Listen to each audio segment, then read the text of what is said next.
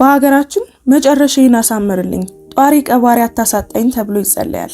ነገር ግን አርተርና ሊሊ ከአንድም 3 ልጆች ኖሯቸው በገዛ ልጆቻቸው እንደ ቆሻሻ በመንገድ ላይ ተጣሉ። ስግብግቦቹ ሬመንድ እና ስካርሌት የውርስ ደብዳቤዎቹን ደብቀው፣ ባርኒ ደግሞ በዝምታ ወላጆቻቸውን ለሞት አሳልፈው ሰጡ። ለመሆኑ ለ40 ዓመታት ከገነቡት ቤት ውስጥ እንደ ባዕድ ተቆጥረው እንዲሞቱ የተጣሉት 2 አረጋውያን መጨረሻ ምን ይሆን? በመጨረሻም ኑዛዜው ሲነበብስ የሚገለጸው አስደንጋጭ እውነት ምንድነው?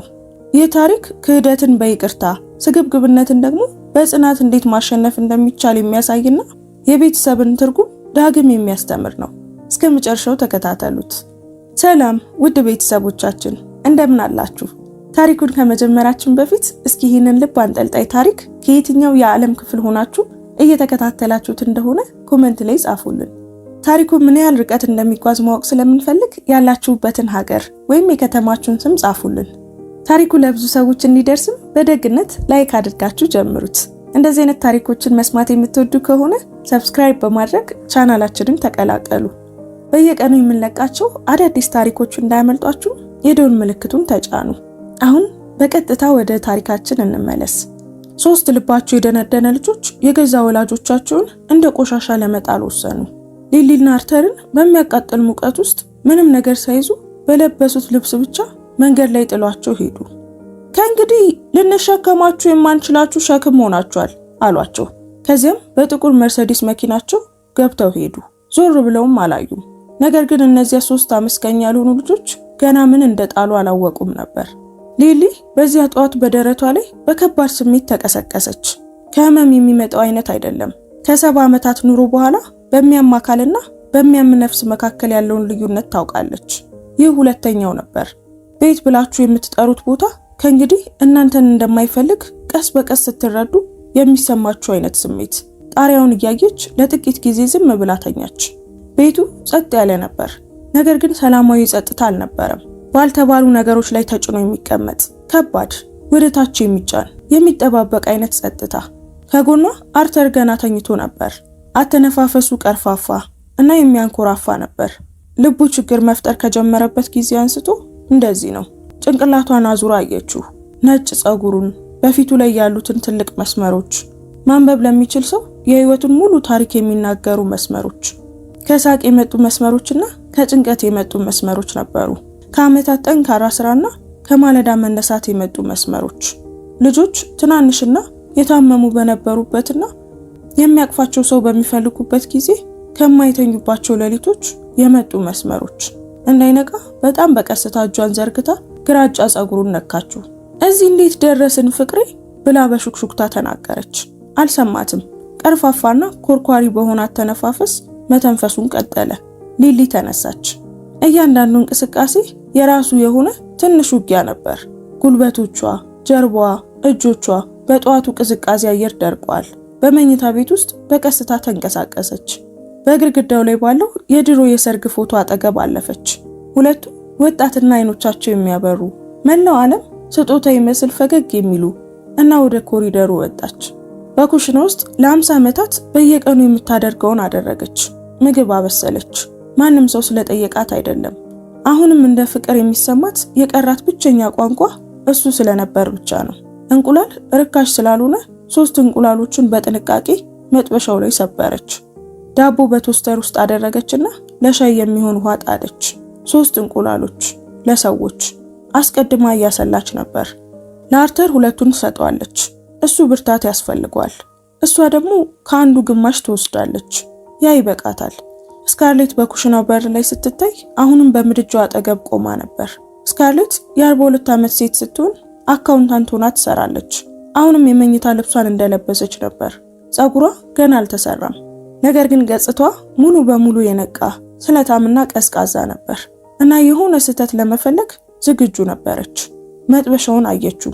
3ቱን እንቁላሎች አየች። እማዬ አለች እና ድምጿ ያ አይነት ቃና ነበረው። ያ ሊሊ በእነዚህ ቀናት ውስጥ የበለጠ እየሰማችው የመጣው ቃና፣ ልክ እንደምትታረም ሕፃን እንዲሰማት የሚያደርግ ቃና። እነዚህ እንቁላሎች ደግሞ ኡፍ! በዚህ ቤት ውስጥ ለምግብ ምን ያህል እንደምናወጣ ምንም የምታውቂው ነገር ያለ አይመስለኝም። ሊሊ አይኖቿን መጥበሻው ላይ አደረገች። ከስራ በፊት የሆነ ነገር ትፈልጊያለሽ ብዬ አስቤ ነበር አለች በቀስታ። መንገድ ላይ እበላለሁ፣ ርካሽ ነው። ስካርሌት ወደ ካውንተሩ ሄደች እና የተቆለሉ ወረቀቶችን አነሳች። የሕክምና ሂሳብ መሆናቸውን ሊሊ ማየት ትችላለች። በላስኪት አንድ ላይ የታሰሩ በኩሽናው ጠረጴዛው ላይ በከባድ ድምፅ ጣለቻቸው። እነዚህ ትላንት መጡ፣ የዳዲ መድኃኒቶች። ሊሊ ወረቀቶቹን አላየችም። በውስጣቸው ምን እንዳለ አስቀድማ ታውቃለች። እንቁላሎቹን በጥንቃቄ ገለበጠቻቸው። 3 እንቁላል እማዬ። የስካርሌት ድምፅ እየሰለለ ወጣ። 3 እንቁላል እና ሬስቶራንት እንደምትመግቢ ሰው እዚህ ቆመሻል። በየቀኑ ይሄው ነው። ኤሌክትሪክ፣ ውሃ፣ መድኃኒት፣ ምግብ። የመኝታ ልብሷን በራሷ ላይ አጥብቃ ጠቀለለች እና ራሷን ነቀነቀች። ደክሞኛል፣ ሁላችንም ደክሞናል። ሊሊ እንቁላሎቹን ወደ ሳህኗ አዘዋወረቻቸው። እጇ ጽኑ ነበር። በውስጡ ያለው ነገር እየተንቀጠቀጠ ቢሆንም እንኳን እጆቿን ጽኑ አድርጋ መያዝን ከብዙ ዓመታት በፊት ተምራለች። ተቀመጪ አለች በለሰለሰ ድምፅ። የሆነ ነገር እማዬ መንገድ ላይ እበላለሁ ብዬሽ ነበር።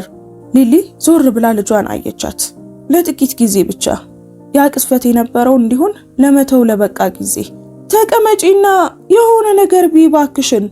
ስካርሌት የእናቷን ፊት አየች። በራሷ ፊት ላይ የሆነ ነገር ብልጭ አለ። የጥፋተኝነት ስሜት ወይም ብስጭት ሊሆን ይችላል። በእነዚህ ቀናት ከስካርሌት ጋር ለመለየት አስቸጋሪ ነበር። ተቀመጠች። ሳህኑን ወደ ራሷ ስባ አመጣች። አመሰግናለሁ ሳትል በላች። አይኖቿ ስልኳ ላይ ነበሩ። ጣቶቿ ካሳደገቻት ሴት የበለጠ ትኩረት የሚስብ በሚመስል ነገር ላይ ይንሸራተታሉ። ሊሊ የአርተርን ሳህን አዘጋጅታ ወደ መኝታ ቤቱ ወሰደችው። አሁን ነቅቷል። በቀስታ ቀና ብሎ ተቀምጧል። በአልጋው አጠገብ ወዳለው ጠረጴዛ ላይ ወደሚገኙት ኪኒኖቹ በተለመደ ሁኔታ እጁን እየዘረጋ ነበር። ሊሊ ሳህኑን ከፊቱ አስቀመጠችና በአልጋው ጠርዝ ላይ ተቀመጠች። ኪኒኑን ሲውጥ አየችው። ወደ 2 እንቁላሎች፣ ዳቦና ትንሿ የሻይ ኩባያ ላይ ቁልቁል ሲመለከት አየችው። ቀና አለ። ለ50 ዓመታት ያህል ያውቃታል። ማንኛውንም መጽሐፍ ከሚያነበው በላይ የእሷን ፊት ማንበብ ይችላል። ምን አለች ብሎ ጠየቀ። ምንም አስፈላጊ ነገር የለም አለች ሊሊ። ለረጅም ጊዜ አያት። ከዚያም ወደ ሳህኑ ቁልቁል አየ። ሹካውን አነሳ። ሊሊ አለ በቀስታ። ብላ አለችው። ሳይቀዘቅዝብህ ብላ። እሷ ከጎኑ ተቀመጠች እና ከመኝታ ቤቱ በር ውጪ ቤቱ በዙሪያቸው ይንቀሳቀስ ነበር። የስካርሌት ተረከዝ ጫማዎች ወለሉ ላይ ይንኳኳሉ። ሳሎን ውስጥ ባርኒ ቀድሞውኑ ነቅቶና ምንም ሳይሰራ ባለበት ቴሌቪዥኑን ከፈተ። የሬመንድ መኪና ወደ ግቢው ሲገባ የሚሰማው ድምፅ ምንም እንኳን በከተማው ማዶ የራሱ አፓርታማ ቢኖረው እና በዚህ ማለዳ እዚህ ለመሆን ምንም አይነት ልዩ ምክንያት ባይኖረው ድምፁ ተሰማ። ሊሊ መረዳት ከጀመረችው በስተቀር ምንም ልዩ ምክንያት አልነበረም። የሆነ ነገር እየመጣ ነው። ታውቋታል። ዝናብ ከመምጣቱ በፊት እንደሚሰማት አይነት ይሰማታል። በአየር ላይ ያለ ጫና፣ ሰላማዊ ያልሆነ ነገር፣ የሚጠባበቅ ጸጥታ። እጆቿን በጭኖቿ ላይ አጣጥፋ ምንም አልተናገረችም። አርተርም እንቁላሉን በላ እና ከበር ውጪ የሚሰበሰቡትን ድምጾች የማይሰማ መሰለ። ሬመንድ አላንኳኳም። ከእንግዲህ መቼም አያንኳኳም። ሊሊ ያስተዋለችው ነገር ይህ ነበር። የትናንሽ ጨዋነቶች ቀስ በቀስ መጥፋት። በመጀመሪያ ማንኳኳቱ ቀረ። ከዚያም ደህና አደራችሁ ማለት ቀረ።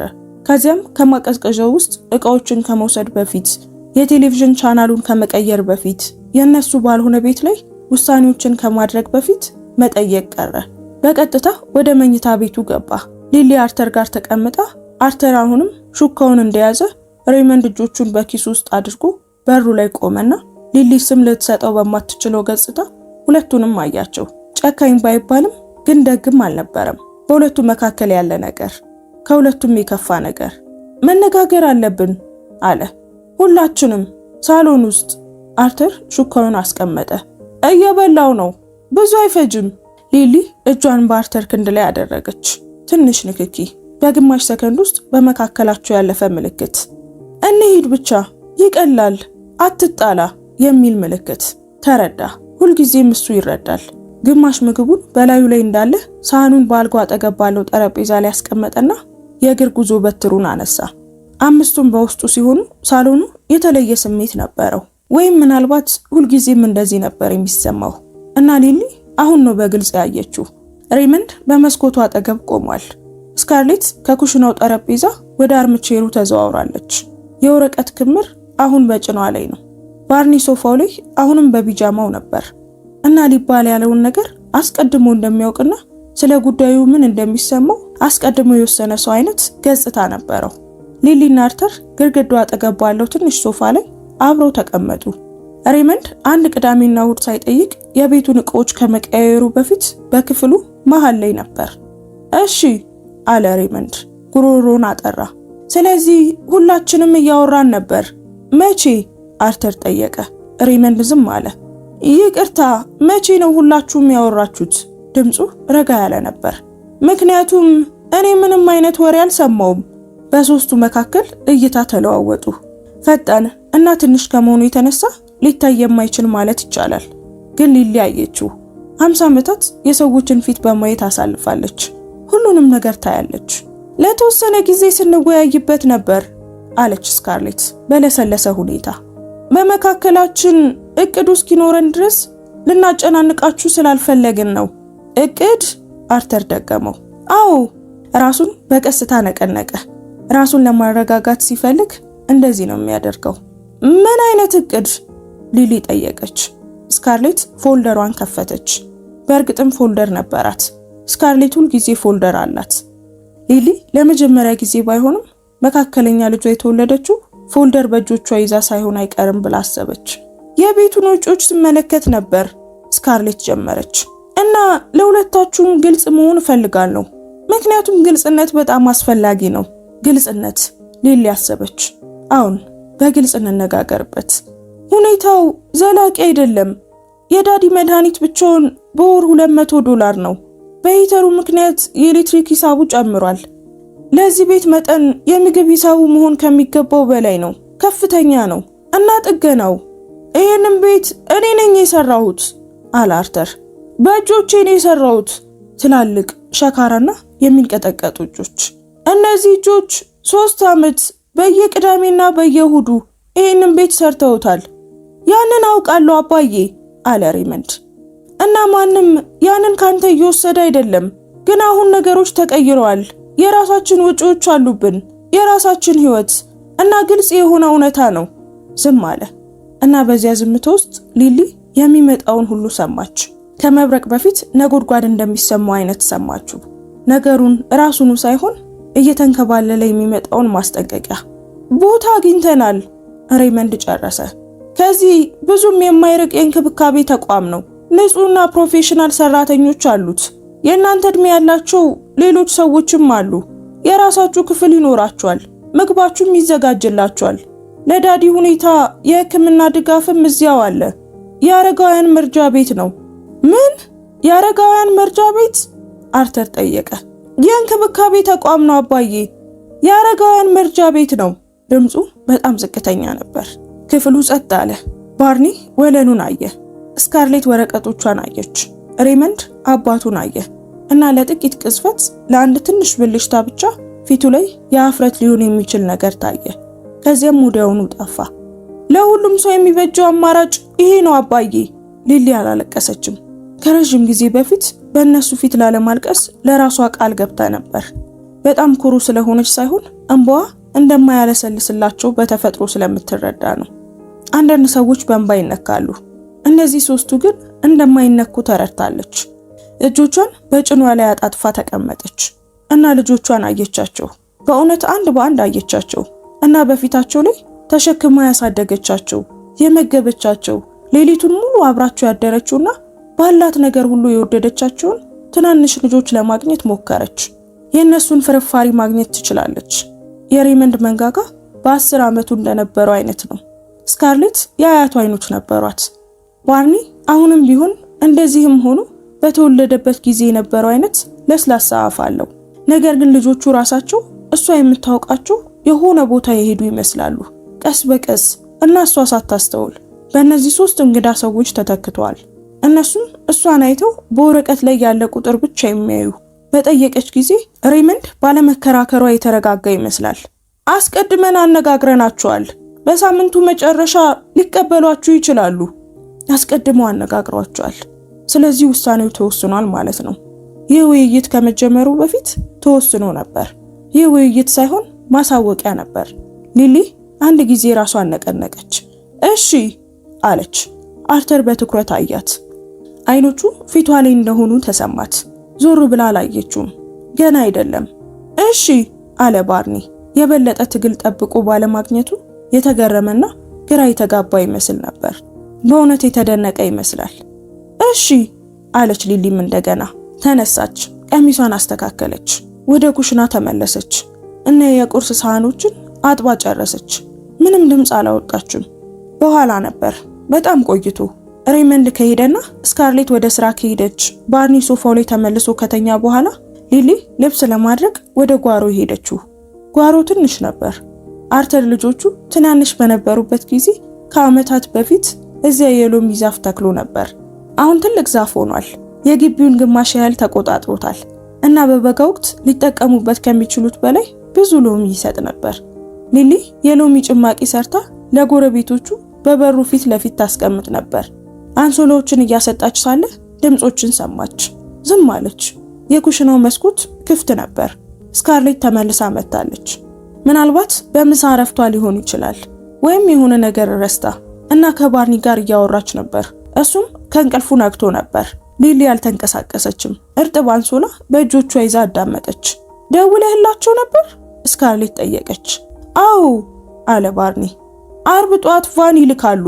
ጥሩ። ክፍሉንስ? በዚህ ቅዳሜና እሁድ ማጽዳት ጀምራለሁ። በጣም ጥሩ። ማቀዝቀዣው ሲከፈት የሚሰማ ድምጽ ተሰማ። በእውነት እዚያ ይቆያሉ ብለሽ ታስቢያለሽ? ባርኒ ጠየቀ። ወይስ ለመመለስ ይሞክራሉ? አይመለሱም አለች ስካርሌት እና ድምጿ ግልጽና እርግጠኛ፣ ሙሉ በሙሉ ጥርጥር የሌለው ነበር። እኔ አረጋግጥልሃለሁ። ቤቱስ? በዚህ ጊዜ ረዘም ያለ ዝምታ ተፈጠረ። ቤቱ የኛ ነው አለች ስካርሌት። ሁልጊዜም መሆን ነበረበት። በሱ ላይ ምንም ነገር ለማድረግ እነሱ በጣም አርጅተዋል። አንዴ ከሰፈሩ በኋላ ህጋዊ ጉዳዩን እናስተካክለዋለን። ሬይመንድም በዚህ ተስማምቷል። እሱ ራሱ ነው ሐሳቡን ያቀረበው። ባርኒ ሳቀ።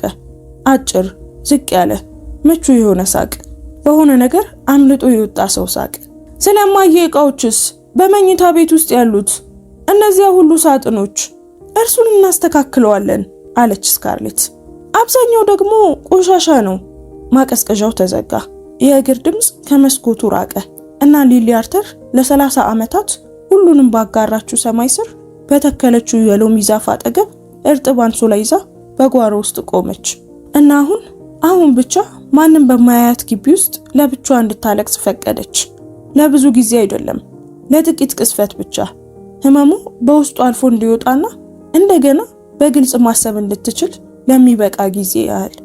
ከዚያም በአክሮኗ ጫፍ ፊቷን ጠረገች። አንሶላውን በገመዱ ላይ ሰቀለች። የሚቀጥለውን አነሳች። ገና ሌሎች ልብሶች ነበሩ። በዚያ ምሽት ሊሊ ለአርተር ሁሉንም ነገር ነገረችው። ማንም እንደማይሰማቸው ቤቱ እስኪጮህ ድረስ ጠበቀች። በኮሪደሩ በኩል የባርኒ ቴሌቪዥን ድምጽ ከፍ ብሏል። ስካርሌት በክፍሏ ውስጥ በስልክ ጥሪ ላይ ነበረች።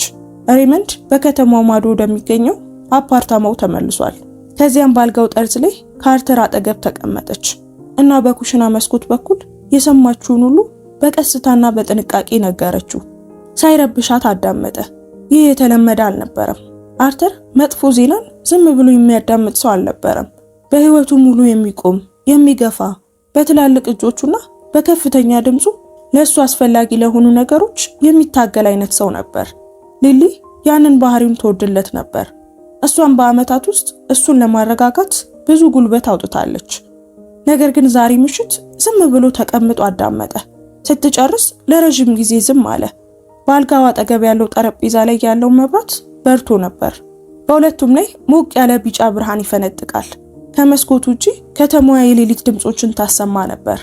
የሩቅ ትራፊክ፣ የአንድ ሰው ሙዚቃ፣ ከሁለት ጎዳናዎች ማዶ የውሻ ጩኸት፣ የተለመዱ ድምጾች። ህይወት ቀጥላለች። ቤቱ አለ አርተር በመጨረሻም። አዎን ቤቱን ይፈልጉታል። ስካርሌት ያለችው ያንን ነው። ወደ እጆቹ ቁልቁል አየ። እነዚያ ኮንክሪት የቀላቀሉ ጡብ የተሸከሙና ለ3 ዓመታት በዙሪያቸው ያለውን ግድግዳ ለመገንባት ሚስማር የመቱ እጆች። ቀስ ብሎ ገለበጣቸው። ቀደም ብሎ እንደማያውቃቸው የሌላ ሰው እጅ አድርጎ አያቸው። ገባኝ አለ። ይህንን ቃል በቀስታ ተናገረው። ከማንኛውም ክርክር በላይ ቃሉ የሊሊ ልብ ሰበረው። እንዲቆጣ ጠብቃ ነበር። ቁጣን መቋቋም ትችል ነበር። እሱ የተለመደ ነው። ጫጫታ ያለው ትኩስና በመጨረሻም እንደ እሳት የሚጠፋ ነገር። የአርተርን ቁጣ እንዴት እንደምትቀመጥ እስኪያልፍ እንዴት እንደምትጠብቅ፣ በሌላኛው በኩል እዚያ እንዴት እንደምትገኝ ታውቃለች። ነገር ግን ይህ ቁጣ አልነበረም። ይህ የበለጠ ጸጥ ያለና አስፈሪ ነገር ነው። ይህ አንድ ሰው ሁሉንም ነገር የሰጣቸው ልጆቹ እሱ የገነባውን ሁሉ አይተው እሱ ሳይኖርበት የበለጠ ዋጋ እንዳለው እንደወሰኑ ሙሉ በሙሉና በመጨረሻም የተረዳበት ሁኔታ ነበር። አርተር አለች። እኔ ደህና ነኝ። ደህና መሆን የለብሽም። አየችው። ከዚያም በውስጡ አጥብቆ ለመያዝ የሚሞክረውን ነገር ከመስታወት ጀርባ እንዳለ ውሃ በአይኖቹ ጀርባ ተንቀሳቀሰ። ምን ላድርግ ጠየቀች። እንደገና ዝም አለ። መብራቱ አንድ ጊዜ ትንሽ ብልጭ ብሎ ረጋ። ምንም አታደርጊም። የሚያደርጉትን ነገር እንዲያደርጉን ተውላቸዋለን። ልክ ሲናገር እያሰላሰለ እንደሚናገር በቀስታ ተናገረው። አንዋጋም፣ አንከራከርም፣ ከዚህ እንሄዳለን። ሊሊ በትኩረት አየችው። አርተር ደክሞኛል ሊሊ። ይህንን የተናገረው ከዛሬ ምሽት በላይ ከዚህ ሳምንት በላይ ትርጉም ባለው መንገድ ነበር። ለዓመታት የሚቆይ ትርጉም ባለው መንገድ። ቀድሞ የወሰኑ ሰዎችን መዋጋት ደክሞኛል እና የቀረንን ጊዜ በቤቴ ውስጥ ከገዛ ልጆቼ ጋር በመከራከር ማሳለፍ አልፈልግም። እጇን ዘርግቶ እጆቿን ያዘ። ስለዚህ እንሄዳለን አለ። እና ስንሄድ ራሳችንን ቀና አድርገን እንሄዳለን እና ስንለምን የማየት እርካታን አንሰጣቸውም። ሊሊ ለ50 ዓመታት የወደደችው ይህን አረጋዊ ሰው አየችው እና አሁንም ቢሆን እዚህም ቢሆን እንደዚህም ሆኖ እሷ ካወቀቻቸው ሰዎች ሁሉ የላቀ እንደሆነ አሰበች። እሺ ብላ በሹክሹክታ ተናገረች እና በመብራቱ ብርሃን እጅ ለእጅ ተያይዘው አብረው ተቀመጡ። በዙሪያቸው አርተር የገነባው ቤት ወደ ሌሊት ጸጥታው ገባ። አርብ በፍጥነት መጣ። ሊሊ ከዚያ በፊት የነበሩትን ቀናት ሁልጊዜ የምታደርገውን በማድረግ አሳለፈች። በማብሰል፣ በማጽዳት፣ በቤት ውስጥ በጸጥታና በቅልጥፍና በመንቀሳቀስ። ነገር ግን አሁን የተለየ ባህሪ ነበረው። ቀደም ሲል ራሷን ባልፈቀደችበት መንገድ ትኩረት እየሰጠች ነበር። የጠዋቱ ብርሃን በኩሽና መስኮት በኩል ገብቶ ወለሉ ላይ ፈዘዝ ያለ 4 ማዕዘን የሚሰራበት መንገድ፣ 3ኛው ደረጃ የሚያወጣው ልዩ ድምጽ፣ በነፋስ በኩል በጓሮ በር የሚገባው የሎሚ ዛፍ ሽታ በጭንቅላቷ ውስጥ እያስታወሰችው ነበር። ብዙ አላሸገችም። ለእያንዳንዳቸው አንድ ትንሽ ቦርሳ፣ አንዳንድ ልብሶች፣ አስፈላጊ ወረቀቶቻቸው እና የአርተር መድኃኒት። በግድግዳው ላይ ያለው የሰርግ ፎቶ፣ የሊሊ እናት የነበረችበት ትንሽ መጽሐፍ ቅዱስ። ሽፋኑ ከዓመታት አያያዝ የተነሳ እንደ ቆዳ የለሰለሰ። ስካርሌት ተጨማሪ ነገር እንዳይወሰድ በምትጠነቀቅ ሰው አይኖች ስታሽግ ትከታተላት ነበር። በእርግጥ ይህንን ጮክ ብላ አልተናገረችም። በመኝታ ቤቱ በር ላይ ቆማ ስለ አየሩ ሁኔታና ስለ ትራፊኩ ትርምስ ወሬ ታወራ ነበር። በዚህ ጊዜ አይኖቿ በሊሊ ቦርሳ ላይ እየተንቀሳቀሱ ይቆጥሩ ነበር። ሊሊ የቦርሳውን ዚፕ ዘጋች። ምንም አልተናገረችም። ቫኑ በ3 ሰዓት ደረሰ። ሰማያዊ ዩኒፎርም የለበሱ 2 ሰራተኞች፣ ጨዋዎች፣ ፕሮፌሽናል። ይህንን ብዙ ጊዜ ያደረጉትና በዚህ ረገድ ገር መሆንን የተማሩ አይነት ሰዎች ነበሩ። አንደኛው የአርተርን ቦርሳ ተሸከመ። ሌላኛው በደረጃው ላይ ለሊሊ እጁን አቀረበላት። ሬመንድ እዛ ነበር። ስካርሌትም እዚያ ነበረች። ባርኒ እንኳን ልብሱን ለብሶ ነበር። ይህም ለሊሊ ስለ ሁኔታው የራሱ የሆነ አስተያየት እንደሆነ ተሰማት።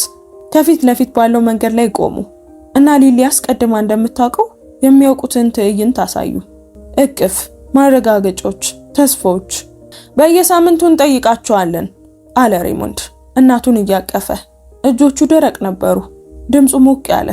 የሁለቱ ነገሮች ጥምረት ምንም ካለማቀፍ የበለጠ ህመም ነበረው። በእርግጥም እንመጣለን አለች ስካርሌት የሊሊን እጅ ጨመቅ እያደረገች። ጣቶቿ ቀዝቃዛ ነበሩ። ባርኒ አርተርን አቀፈው እና በልጁ ትከሻ ላይ የአርተር አይኖች ከሊሊ ጋር ተገናኙ ለአንድ ሰከንድ ብቻ። ይህንን እኔም አይቼዋለሁ፣ ይህ በትክክል ምን እንደሆነ አውቃለሁ ለማለት ለሚበቃ ጊዜ። ከዚያም አርተር ወደ ኋላ ተመለከተ እና ቀና አለ። ሰውነቱ በሚፈቅድለት ልክ ረዝሞ ቆመ። ሰማያዊ ዩኒፎርም የለበሰው ወጣት እጁን ቢዘረጋለትም የራሱን ቦርሳ አነሳ። በገዛ ራሱ ጥንካሬ ወደ ቫኑ ተጓዘ። ሊሊ አረንጓዴውን በር ለመጨረሻ ጊዜ አየችው። የተቀረፈና የደበዘዘ እና አሁንም አርተር ከ30 ዓመታት በፊት ቤቱን ስለሚያስታውሰው የመረጠው ያ ልዩ አረንጓዴ ቀለም። ዞር አለች፣ ወደ ኋላ አላየችም። ሰንራይዝ ኬር ተቋም በከተማው ማዶ የ40 ደቂቃ መንገድ ነበር። ሊሊ በቫኑ መስኮት በኩል መንገዶቹን ሲያልፉ ተመለከተች። ከተማዋ በዙሪያቸው ትንቀሳቀስ ነበር። ሰዎች በፍጥነት ይራመዳሉ። መኪኖች ተቀራርበው ይጋፋሉ። ሱቆች በጠዋት ይከፈታሉ። ሁሉም ሰው ወደ ሆነ ቦታ ይሄዳል።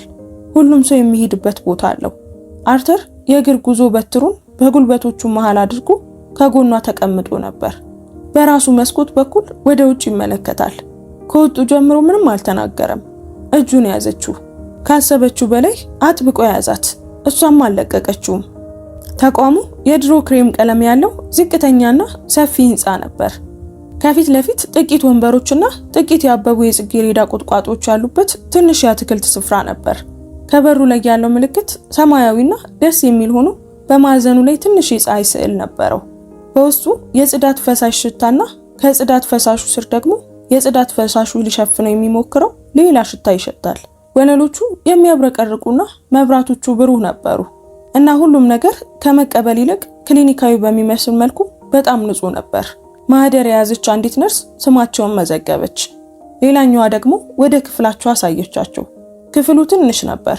2 ጠባብ አልጋዎች፣ መኪና ማቆሚያውን የሚመለከት መስኮት፣ በኮሪደሩ መጨረሻ ላይ ያለ የጋራ መታጠቢያ ቤት፣ ግድግዳው ላይ በቅንፍ የተሰቀለ ቴሌቪዥን እና 2 ወንበሮች ያሉት ትንሽ ጠረጴዛ ነበር። ምግብ በ1 በ6 እና በ12 ሰዓት ነው አለች ነርሷ ፈገግ እያለች። በኮሪደሩ መጨረሻ ላይ የጋራ ክፍል አለ። አብዛኛውን ከሰዓት በኋላ እንቅስቃሴዎች አሉ። ማንኛውንም ነገር ከፈለጋችሁ ከአልጋው አጠገብ ያለውን ቁልፍ ተጫኑ። ወጣች። ሊሊና አርተር በትንሿ ክፍል መሃል ላይ ቆመው ተመለከቱ። ከዚያም ሊሊ ከአንደኛው ጠባብ አልጋ ጫፍ ላይ ተቀመጠች። ፍራሹን በእጇ ተጫነችው። በመስኮት በኩል መኪና ማቆሚያውን ተመለከተች። አርተር በሌላኛው አልጋ ላይ ተቀመጠ። የእግር ጉዞ በትሩን ግድግዳው ላይ አስደገፈው። እጆቹን አጣጥፎ ተቀመጠ። ውጭ በኮሪደር ውስጥ አንድ ሰው ያለቅስ ነበር። ጮክ ብሎ ሳይሆን ለረጅም ጊዜ ሲያደርገው የቆየና ማስተዋሉን ሊያቆም የቀረበ ሰው አይነት ጸጥ ያለና የማያቋርጥ ለቅሶ። በኮሪደሩ መጨረሻ ላይ አንድ በጣም አዛውንት ሰው በጋራ ክፍል ውስጥ በሩን ትይዩ ባለው ወንበር ላይ ለብቻቸው ተቀምጠው የሚያልፉትን ሁሉ በተስፋ አይኖች ይመለከቱ ነበር። ሊሊ ፊቷን ስታዞር አሁንም እየተመለከቱ ነበር። የመጀመሪያው ምሽት በጣም ከባዱ ነው። ሊሊ በጠባቡ አልጋ ላይ ተኝታ ጣሪያውን እያየች የቦታውን ድምጾች ታዳምጥ ነበር። ሙሉ በሙሉ ጸጥ የሚልበት ጊዜ አልነበረም። ሁልጊዜም የሆነ ነገር አለ። የሆነ ቦታ የሚከፈት በር፣ የሩቅ ቴሌቪዥን ድምጽ፣ የሌሊት ነርሷ ስትዞር የምታደርገው የለሰለሰ የእግር ኮቴ፣ አልፎ አልፎ በኮሪደሩ በኩል በድንገት የሚጀምርና ልክ እንደ ኤሌክትሪክ ማብሪያ ማጥፊያ ድንገት የሚቆም ጩኸት ወይም ማቃሰት እና ከዚህ ሁሉ ስር ያጸጥ ያለ ለቅሶ ልክ እንደ ዝናብ ታጋሽና ማለቂያ የሌለው ሆኖ አሁንም ይቀጥላል። ጭንቅላቷን አዙራ በሁለቱ አልጋዎች መካከል ያለውን ትንሽ ክፍተት ተመለከተች። አርተር በጀርባው ተኝቶ አይኖቹ ተከፍተው ያንኑ ጣሪያ እያየ ነበር። መተኛት አቃተህ ብላ በሹክሹክታ ጠየቀች። አዎ። እጆቿን በአልጋዎቹ መካከል ባለው ክፍተት በኩል ዘረጋች። እሱም እጇን ያዘ። ጣቶቻቸው በጨለማ ውስጥ ተገጣጠሙ። ሁልጊዜ እንደዚህ አይሰማንም አለች። ምንም እንኳን ራሷ እንደምታምነው እርግጠኛ ባትሆንም አዎ ብሎ ተስማማ። ምንም እንኳን እሱም እርግጠኛ እንዳልሆነ ብታውቅም ተቀበለችው። በመካከላቸው ባለው ክፍተት እጅ ለእጅ ተያይዘው ለተወሰነ ጊዜ እንደዚያው ተኙ። በመጨረሻም የአርተር አተነፋፈስ ረጋ ብሎ እስኪከብድ ድረስ እና በመጨረሻ መተኛቱን እስክታውቅ ድረስ እንዳይነቃ እጁን በጥንቃቄ ለቀቀችው። እጆቿን በደረቷ ላይ አጣጠፈች። ለረጅም ጊዜ አልተኛችም ነበር። በሰንራይዝ ኬር ቀናት የራሳቸው ቅርጽ ነበራቸው።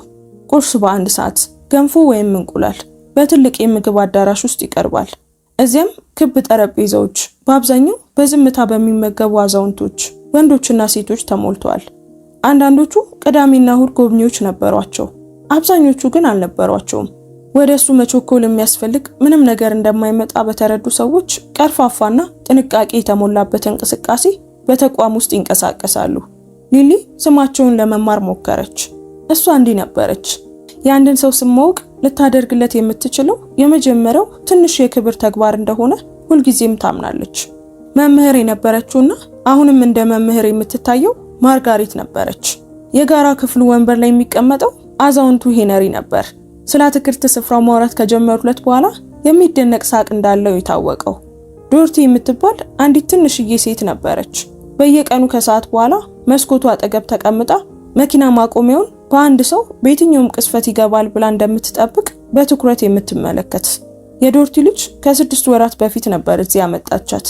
ተመልሳ ግን አልመጣችም። ዶርቲ አሁንም እየጠበቀች ነው። 1 ሳምንት አለፈ። ከሬመንድ ምንም ጥሪ የለም። ከስካርሌትም ምንም ጥሪ የለም። ከባርኒም ምንም የለም። ሊሊ ጥሪዎቹ ይመጣሉ ብላ አልጠበቀችም ነበር። ነገር ግን አንድ ነገር አለመጠበቅና ያ ነገር በትክክል አለመኖሩን ማየት ትልቅ ልዩነት አለው።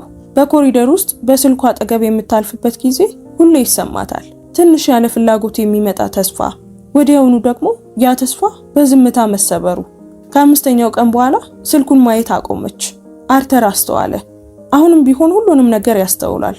ጤናው እንደዛም ሆኖ እንኳን ያስተውላል።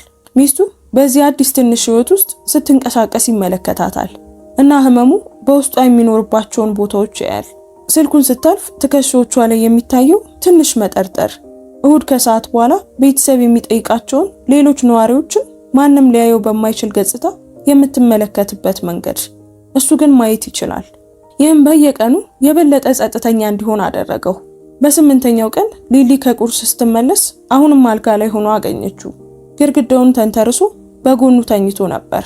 አንድ ሰራተኛ ወደ ክፍሉ ያመጣለት የቁርስ ትሪ ጠረጴዛው ላይ ሳይነካ ተቀምጧል። አርተር!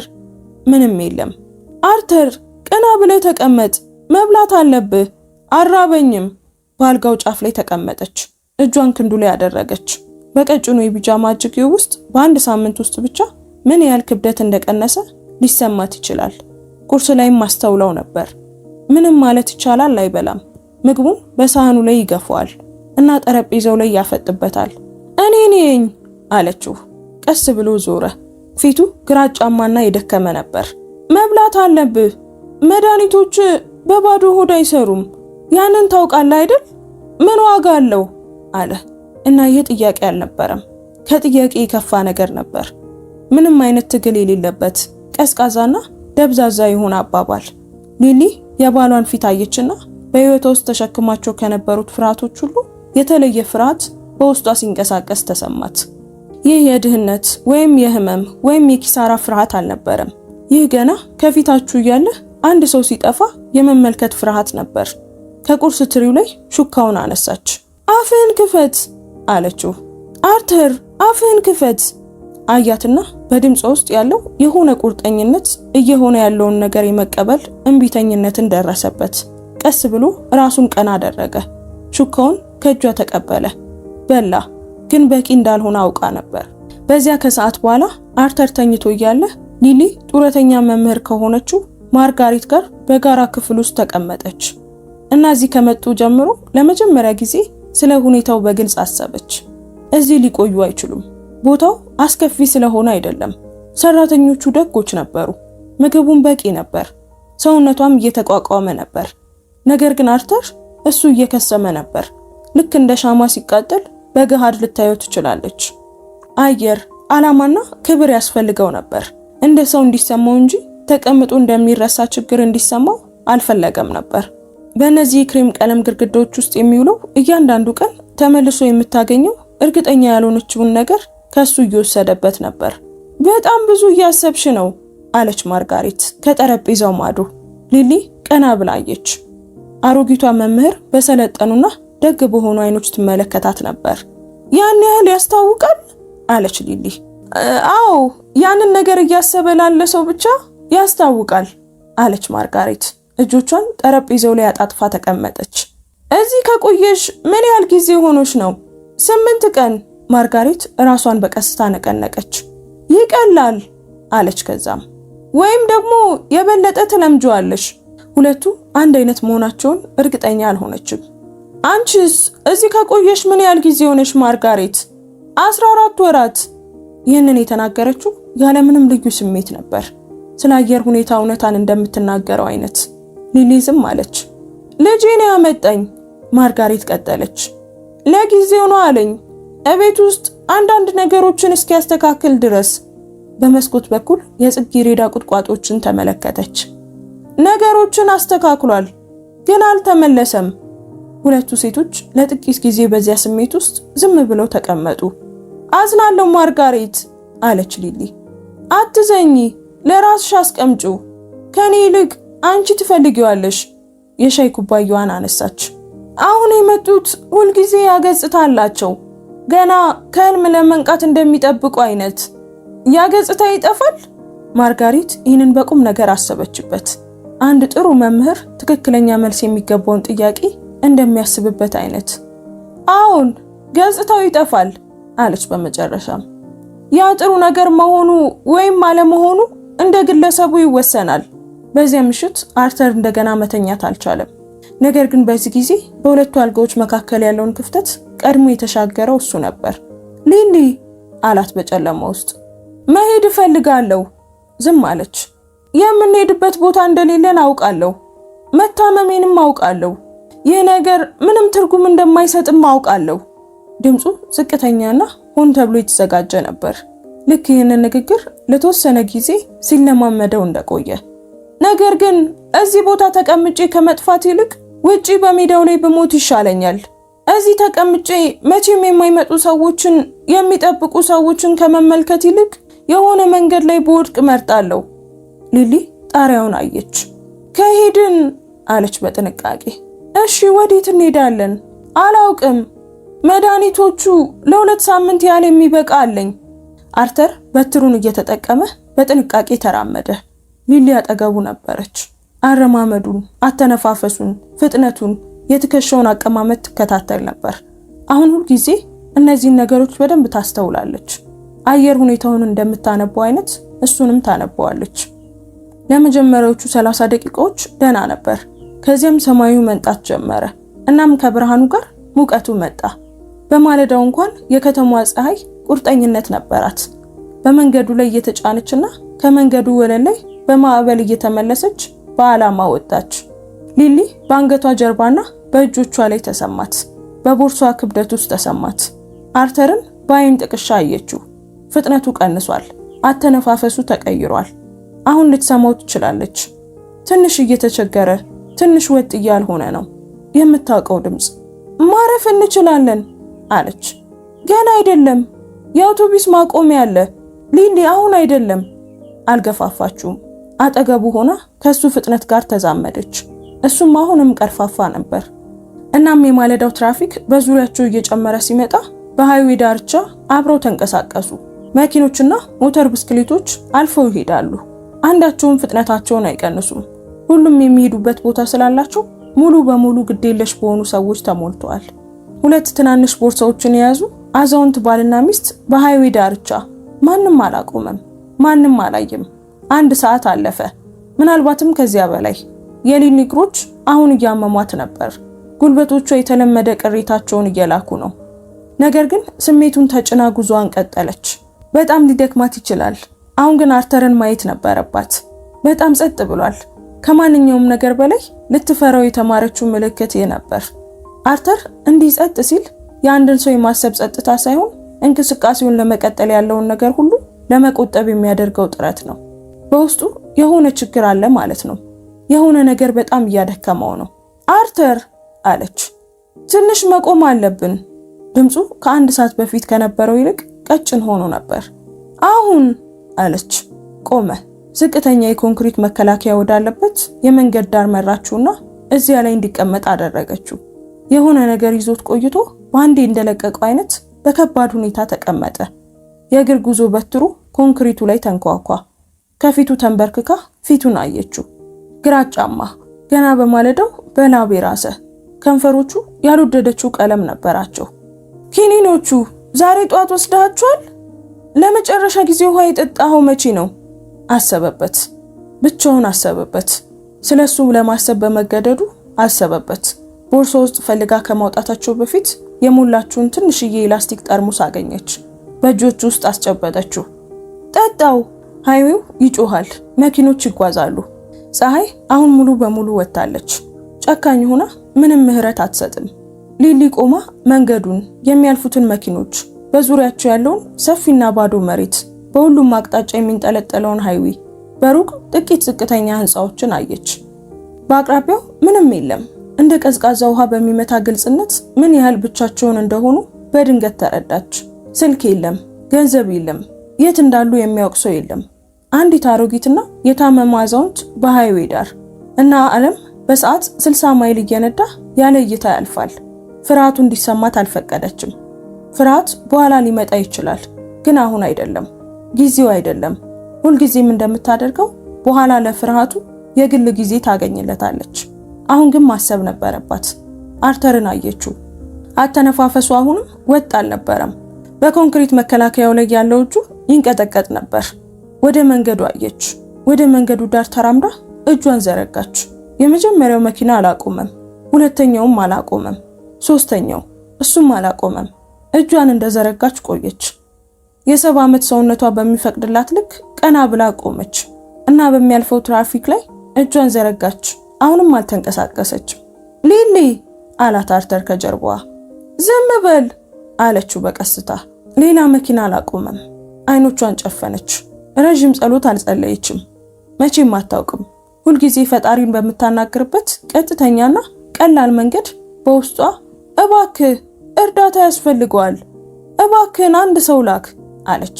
አይኖቿን ከፈተችና አንድ ያረጀ መኪና፣ የተደበደበ አቧራ የለበሰ፣ በዙሪያው ካለው ትራፊክ ቀስ ብሎ የሚንቀሳቀስ በመንገዱ ዳር ሲቆም አየች። መኪናው ከፊታቸው 20 ጫማ ያህል ርቆ ቆመ። ትራፊኩ በሌላኛው በኩል እየተጣደፈ ሲያልፍ መኪናው የአደጋ ጊዜ መብራቱን ብርቱካናማ እያበራ እዚያው ተቀመጠ። ለጥቂት ጊዜ ምንም አልተከሰተም። ከዚያም የአሽከርካሪው በር ተከፈተ እና አንድ ወጣት ወጣ። ምናልባትም 30 ዓመቱ ይሆናል። ረጅም አይደለም፣ ትልቅም አይደለም። የሥራ ልብስ ጥቁር ሱሪና እስከ ክርኑ የተሰበሰበ ፈዘዝ ያለ ሰማያዊ ሸሚዝ የለበሰ ተራ ወጣት፣ ግልጽ ፊት እና የሆነ ችግር እንዳለ ወዲያውኑ በተረዳ ሰው ትኩረት ከሊሊ ወደ አርተር በፍጥነት የሚንቀሳቀሱ ጥቁር አይኖች ነበሩት። ሳይጠራጠር ወደ እነሱ መጣ። ደህና ናችሁ አለ። አርተርን በመከላከያው ላይ በትሩን እና አሁንም በአየር ላይ ተንጠልጥሎ ያለውን የሊሊን እጅ አየ።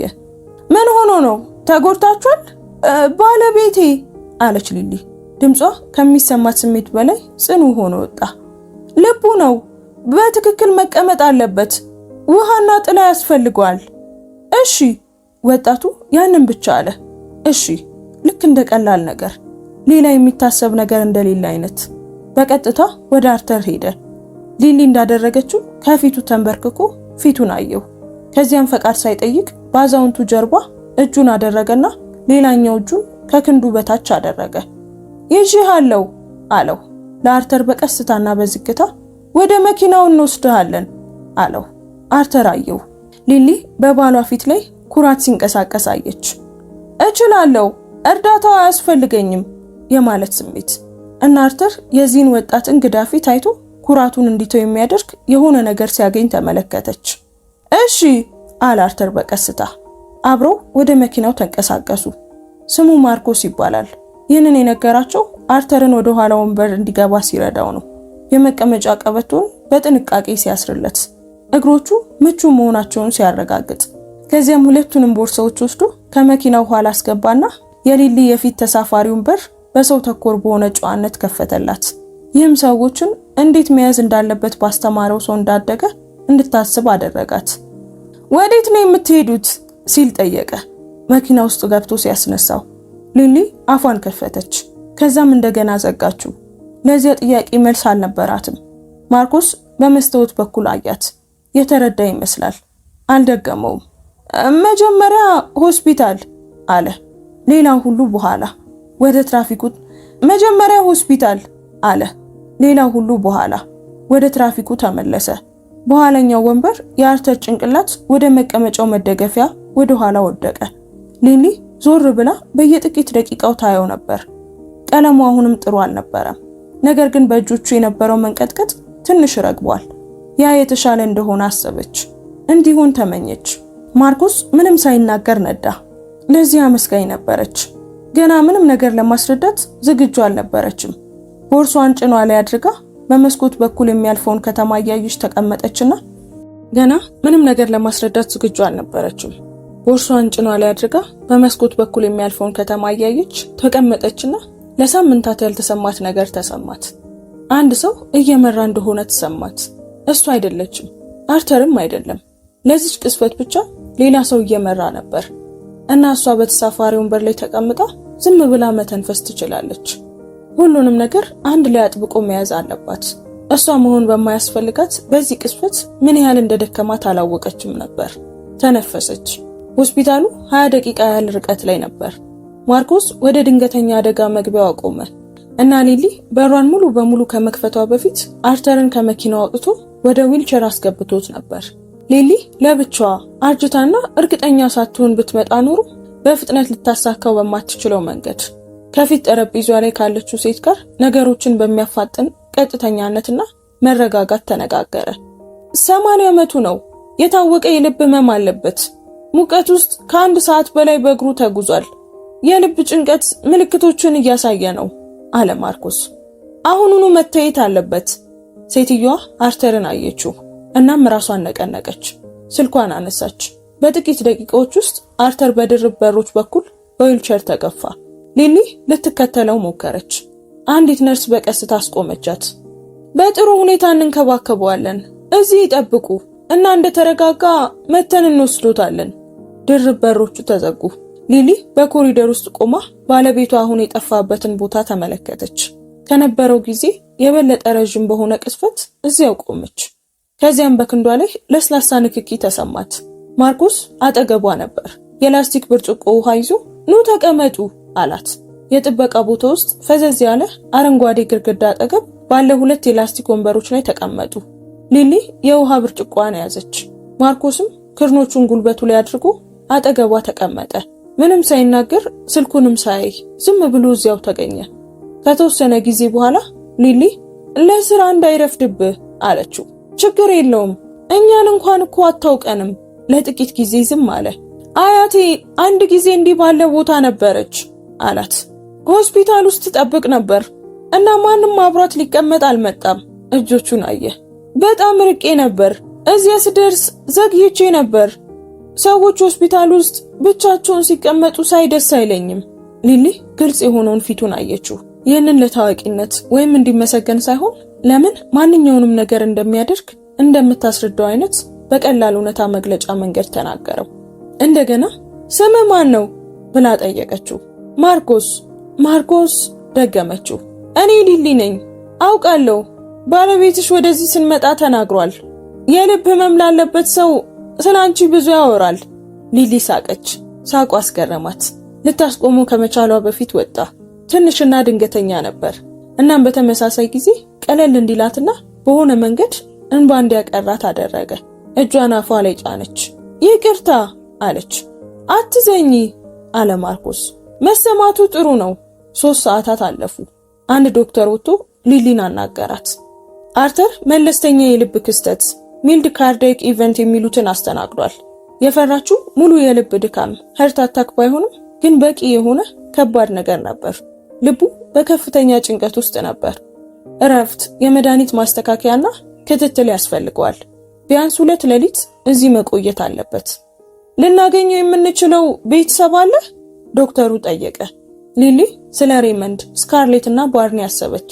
አይ አለች። ማንም የለም። ዶክተሩ ራሱን ነቀነቀና በበሮቹ በኩል ተመለሰ። ሊሊ ተመልሳ ተቀመጠች። ማርቆስ አሁንም እዚያ አለ። ከሆስፒታሉ ካፌ ለሁለቱም ሳንዱችና ትክክለኛ የውሃ ጠርሙስ ገዝቶ ነበር እና ምንም ነገር ሳያበዛ አጠገቧ ባለው ወንበር ላይ በጸጥታ አስቀምጦት ነበር። አየችው። የራስህ ህይወት አለ፣ መሄድ አለብህ አለችው። ደህና መሆናችሁን ሳቅ፣ እሄዳለሁ። ማርቆስ፣ ወይዘሮ ሊሊ አላት በጽኑ ደግነት። ልታከብረው ለምትፈልገው ግን የማትሰማውን ሰው በምታናግርበት መንገድ። በሌላ ቅስፈት አየችው። ከዚያም ሳንዱቹን አነሳች። በዚያ ምሽት ሁሉንም ነገር ነገረችው። አላሰበችውም ነበር። ነገር ግን የመጎብኛ ሰዓት ሲደርስ አሁንም እዚያ ነበር እና ወደ አርተር ክፍል አብሯት ተጓዘ። ሊሊ ከአርተር አልጋ አጠገብ ተቀምጣ እጁን ስትይዘው እሱ ጥግ ላይ በጸጥታ ቆሞ ነበር። አርተር ማርቆስን አየውና አሁንም እዚህ ነህ አለው። አሁን ጌታዬ አለ ማርኮስ። ለምን? ማርኮስ ይህንን አሰበበት። ቀጥሎ ምን እንደሚፈጠር ሳላውቅ መሄድ የምችል አይመስለኝም አለ። ያ ትርጉም የሚሰጥ ከሆነ ማለት ነው። አርተር ለረጅም ጊዜ ሰዎችን በማንበብ 78 ዓመታትን ባሳለፉ ትኩረት በሚሰጡ አይኖች አየው። ትርጉም ይሰጣል፣ ለኛ ትልቅ ትርጉም አለው አለ አርተር። ከዚያም ሊሊን አያት። ንገሪው አላት። ከዛም ሊሊ ከመጀመሪያው ነገረችው። ለማርኮስ ስለ አረንጓዴው በር ቤት፣ ስለ ልጆቹና ስለ ቅሬታዎቹ፣ በኩሽና ጠረጴዛ ላይ ስላለው የሂሳብ ፎልደር ነገረችው። ልክ እንደ ስብሰባ ሳሎን ውስጥ ስለተሰበሰቡበት ጠዋትና በኩሽና መስኮት በኩል ስለሰማቻቸው ስካርሌትና ባርኒ ነገረችው። ስለ ቫኑ እና ስለ ሰማያዊ ዩኒፎርሞቹ፣ ሁሉም ሰው ቃል እንዳልሆኑ ስለሚያውቃቸው ተስፋዎች ነገረችው።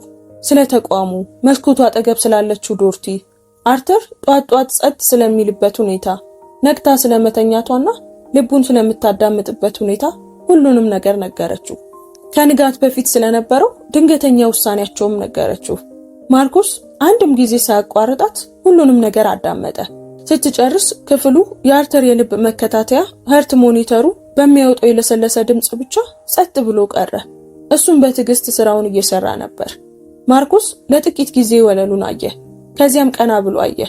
ፊቱ ተለዋውጦ ነበር። በከፍተኛ ሁኔታ አይደለም። እሱ ለታላቅ የስሜት መግለጫዎች የሚሆን ሰው አይደለም። ነገር ግን አይኖቹ ውስጥ የሆነ የተለየ ነገር ነበር። የሆነ ነገር እዚያ ሰፍሯል። አንድ ሰው ውሳኔ ላይ ከደረሰ በኋላ የሚታይበት አይነት ጸጥ ያለ ቁርጠኝነት። አንድ ስልክ መደወል አለብኝ አለ። ወደ ኮሪደሩ ወጣ። ሊሊ አርተርን አየችው። ምን ይመስልሃል አለች በቀስታ። አርተር ማርኮስን አሁን ወጥቶ በሄደበት በር በኩል ተመለከተው። እኔ የማስበው አለ፣ ፈጣሪ ዛሬ ጠዋት ሰምቶሻል። ሊሊ ፊቷን ወደ ልብ መከታተያው ወደ ሀርት ሞኒተሩ መለሰች። ወደዚያ ታማኝና የማያቋርጥ የቢፕ ድምጽ። እኔም እንደዛው ነው የማስበው። ማርኮስ ለ15 ደቂቃ ያህል ቆየ። ሊሊ ያንን ጊዜ ራሷን ለማረጋጋት ሁልጊዜ የምታደርገውን ለማድረግ ተጠቀመችበት። ትኩረቷን በትናንሽ ተግባራዊ ነገሮች ላይ ያደረገች። ካልጋው አጠገብ ካለው ጠረጴዛ ላይ ከአርተር ጆክ ውሃ ቀዳችለት። ብርድ ልብሱን አስተካከለች። ቦርሳ ውስጥ ማበጠሪያ አግኝታ እሱ በሚወደው መንገድ በግራ በኩል ተከፍሎ ለጥ ባለና በጸዳ ሁኔታ ጸጉሩን በቀስታ አበጠረች። አርተር አይኖቹን በግማሽ ጨፍኖ ለዚህ በዝምታ ተገዛ። መጨነቅ አያስፈልግሽም ሲል አኩተመተመ። እየተጨነቅኩ እኮ አይደለም አለችው። ጸጉርህን እያበጠርኩልህ ነው፣ ተመሳሳይ ነገር ነው ሲል በትንሹ ፈገግ አለ። ያ ብቻ ይበቃ ነበር። ማበጠሪያውን አስቀመጠችና ተመልሳ ተቀመጠች። እጁን ይዛ መጠበቅ ጀመሩ። ማርኮስ ሲመለስ ገጽታው እንደገና ተለውጦ ነበር። በዚህ ጊዜ ግን የቀለለ ይመስላል። ስልኩ ነገሮችን ከማወሳሰብ ይልቅ የሆነ ነገር ይፈታለት ይመስላል። ጥግ ላይ ያለውን ትርፍ ወንበር ስቦ ከፊታቸው ተቀመጠ። ለባለቤቴ ደወልኩላት። ባለትዳር ነህ እንዴ አለች ሊሊ። አዎን 6 ዓመት። በውስጡም ጸጥ ያለ ኩራት ይታይበታል። ስሟ አና ይባላል። የነገርሽኝን ሁሉ ነገርኳት። ሊሊ አርተርን አየችው። አርተር ማርኮስን አየው። ሁሉንም አለ አርተር። ሁሉንም። ማርኮስ ክርኖቹን ጉልበቱ ላይ አድርጎ ወደፊት ተጠጋ። ልታገኛችሁ ትፈልጋለች። እሷ ስለ ልጆቻችሁ በሆስፒታል ክፍል ውስጥ የማልደግመው አንዳንድ የምትናገራቸው ነገሮች ነበሯት። ትንሽ ፈገግታ እና ስለ ነገሮች ጠንካራ ስሜት አላት። ካገቧት ምክንያቶች አንዱም ያ ነው። ለሁሉም ነገር ባይሆንም ባሉበት ቦታና እዚህ በደረሱበት መንገድ ላይም ቢሆን ሊሊ በደረቷ ውስጥ የሆነ ነገር ሲንቀሳቀስ ተሰማት። መኖሩን በረሳችው መስኮት በኩል እንደሚገባ ፀሐይ ያለ ሙቅና ያልተጠበቀ ስሜት። እሷ እኮ ግን አታውቀንም አለች ሊሊ። አዎን ማርኮስ ተስማማ። ነገር ግን በቂ ታውቃለች ብሎ ዝም አለ። ቤት አለን፣ ትልቅ አይደለም። ነገር ግን ለዕቃ ማስቀመጫ የምንጠቀምበት በትክክል ዕቃ ማስቀመጫ ያልሆነ ክፍል አለን። ዝም ብለን እናስተካክለዋለን በምንላቸውና በማናደርጋቸው ነገሮች የተሞላ ነው። ሁለቱንም በትኩረት ተመለከተ። እና ከሆስፒታል እስከምትወጡ ድረስ ክፍሉን አጽድተን እናዘጋጀው እንችላለን ብላለች። ክፍሉ በጣም ጸጥ አለ። የልብ መከታተያው ድምጽ ይሰማል። ክፍል እየሰጠህን ነው? አርተር በዝግታ ጠየቀ። ቤት እየሰጠናችሁ ነው ማርኮስ ተናገረ። ለፈለጋችሁት ያህል ጊዜ ለሁለታችሁም። ይህንን የተናገረው ልክ እንደ ሌሎቹ ነገሮች ሁሉ በቀላል መንገድ ነው። ልክ ቀጥሎ መደረግ ያለበት ግልጽ ነገር እንደሆነ አይነት። የአና ትክክለኛ ቃላት ወደዚህ አምጣቸው የሚል ነበር። ስለዚህ ሊሊ ጭኗ ላይ ያሉትን እጆች ዝቅ ብላ ተመለከተች። ከእጇ በታች ያለውን የአርተር እጅንም ተመለከተች። ቀጭኑን የሆስፒታል ብርድ ልብስ፣ የላስቲክ የውሃ ጆጉን፣ ፈዘዝ ያለውን አረንጓዴ ግድግዳ ተመለከተች። ዛሬ ምሽት ለዚህ ወጣት ስለነገረቻቸው ነገሮች ሁሉ አሰበች። በሆስፒታል ክፍል ውስጥ የቀረበው የ50 ዓመት ህይወቷ እና አንድ እንግዳ ሰው ይህንን ሁሉ ሰምቶ ምላሹ ይህ መሆኑ ምን ማለት እንደሆነ አሰበች። ከንፈሮቿን አጣበቀች። ይህንን እንድታደርጉ ልንጠይቃችሁ አንችልም አለች። አልጠየቃችሁንም፣ እኔ ነኝ እየጠየኳችሁ ያለሁት። እኛ አርጅተናል፣ ቦታ እንይዛለን እና አርተር ደግሞ የሕክምና ፍላጎቶች አሉት። ወይዘሮ ሊሊ ቆመች። አያቴ አለ በቀስታ። ስለሷ የነገርኩሽ ሆስፒታል ውስጥ ብቻዋን የነበረችው። ዝም አለ። ማንም እንደሚመጣ ሳታውቅ ሞተች። ሙሉ ህይወቴን ስለዚህ አሳስብ ኖሬያለሁ። በቀጥታ አያት። ሌላ ሰው እንዲሰማው አልፈልግም። የሆነ ነገር ማድረግ እየቻልኩ በፍጹም አልተወውም። ክፍሉ ዝም አለ። አርተር ማርኮስን ቀደም ሲል ባየበት በዚያው ረዥምና ጥንቃቄ በተሞላበት እይታ ይመለከተው ነበር። እያጠናው እየመዘነው ነበር። አንተ ወጣት ልጅ አለ አርተር በመጨረሻም። ስራ ምንድነው? ማርኮስ ከሁኔታው አንጻር በጥያቄው ትንሽ ተገረመ። ሜካኒክ ነኝ፣ ትንሽ ገራዥ አለኝ፣ ትልቅ አይደለም። አርተር በቀስታ ራሱን ነቀነቀ። ራሴ የገነባ ሆኖ? አዎ፣ በአብዛኛው በእጆቼ። አርተር ለጥቂት ጊዜ ዝም አለ። ከዚያም ሊሊን አያት። ሊሊ ያንን እይታ ታውቀዋለች። በ50 ዓመታት ውስጥ 10,000 ጊዜ አይተዋለች። ይህ ትክክል ነው የሚል እይታ ነበር። እኔም አውቀዋለሁ፣ አንቺም ታውቂዋለሽ። ሌላ ለማስመሰል መሞከር ፋይዳ የለውም። ወደ ማርኮስ ዞረች። አናን ማግኘት እንፈልጋለን አለችው። አናም በማግስቱ ጠዋት መጣች። ሊሊ ሳታያት በፊት ድምጿን ሰማች። በኮሪደር ውስጥ ነርሷን የትኛው ክፍል ውስጥ እንደሆነ የሚጠይቅ ፈጣንና ብሩህ ድምጽ። ከዚያም በሩ ተከፈተና አንዲት ወጣት ሴት የምግብ ዕቃ ይዛ ገባች። ገጽታዋ በጣም ግልጽና ያልተደበቀ ስሜት የሚታይበት ስለነበር ሊሊ ያለ ፍላጎቷ በድንገት ቆመች። አና ምናልባት 28 ዓመቷ ይሆናል። ትንሽና ፈጣን ተንቀሳቃሽ፣ ጥቁር አይኖች ያሏት፣ የምታስበውን ሁሉ የሚያሳይ ፊት አላት። መጀመሪያ ሊሊን አየቻትና ወዲያውኑ ክፍሉን አቋርጣ የሊሊን ሁለቱንም እጆች በራሷ እጆች ውስጥ ያዘች። በልጆቻችሁ በጣም አዝኛለሁ አለች እንደመተዋወቂያ። ሊሊ ሳቀች። ያንን ድንገተኛ ሳቅ እንደገና ሳቀችው፣ ልታቆመው ያልቻለችውን። አና እባላለሁ አለች ወጣቷ ሴት።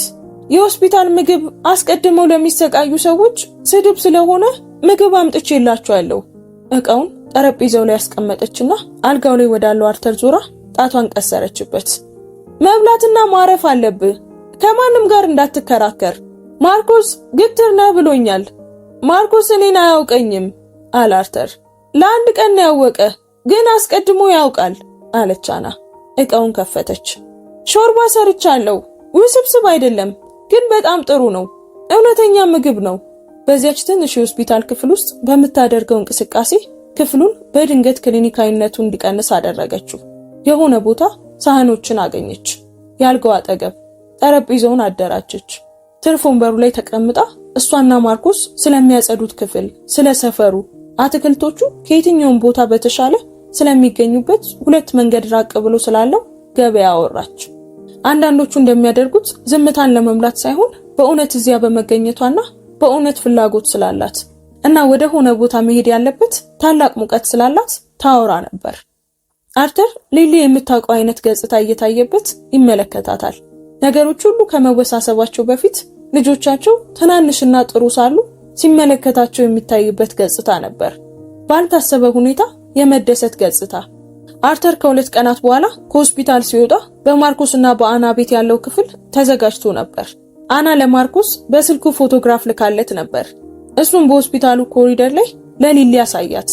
ትክክለኛ አልጋ ያለው ቀላል ክፍል፣ ቁም ሳጥን፣ ዛፍ ያለባት ትንሽ ግቢን የሚመለከት መስኮት፣ ንጹህ መጋረጃዎች፣ አምፖል ያለበት የአልጋ አጠገብ ጠረጴዛ። ሊሊ ፎቶግራፉን ለረጅም ጊዜ ተመለከተች። ዛፉ አለች። ምን አይነት ዛፍ ነው? ማርኮስ ፎቶውን አየ። በእውነቱ አላወቀም። አና ናት የተከለችው። እሷን መጠየቅ ትችያለሽ።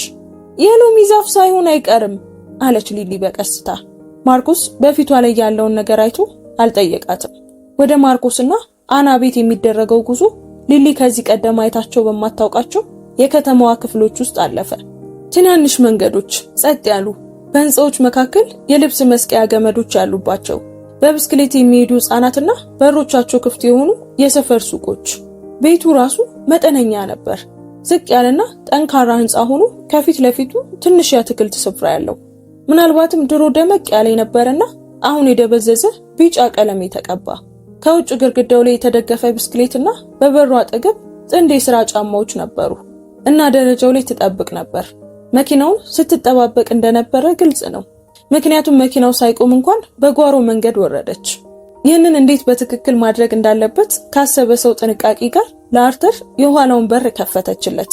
በዝግታ አለች። መቸኮል አያስፈልግም።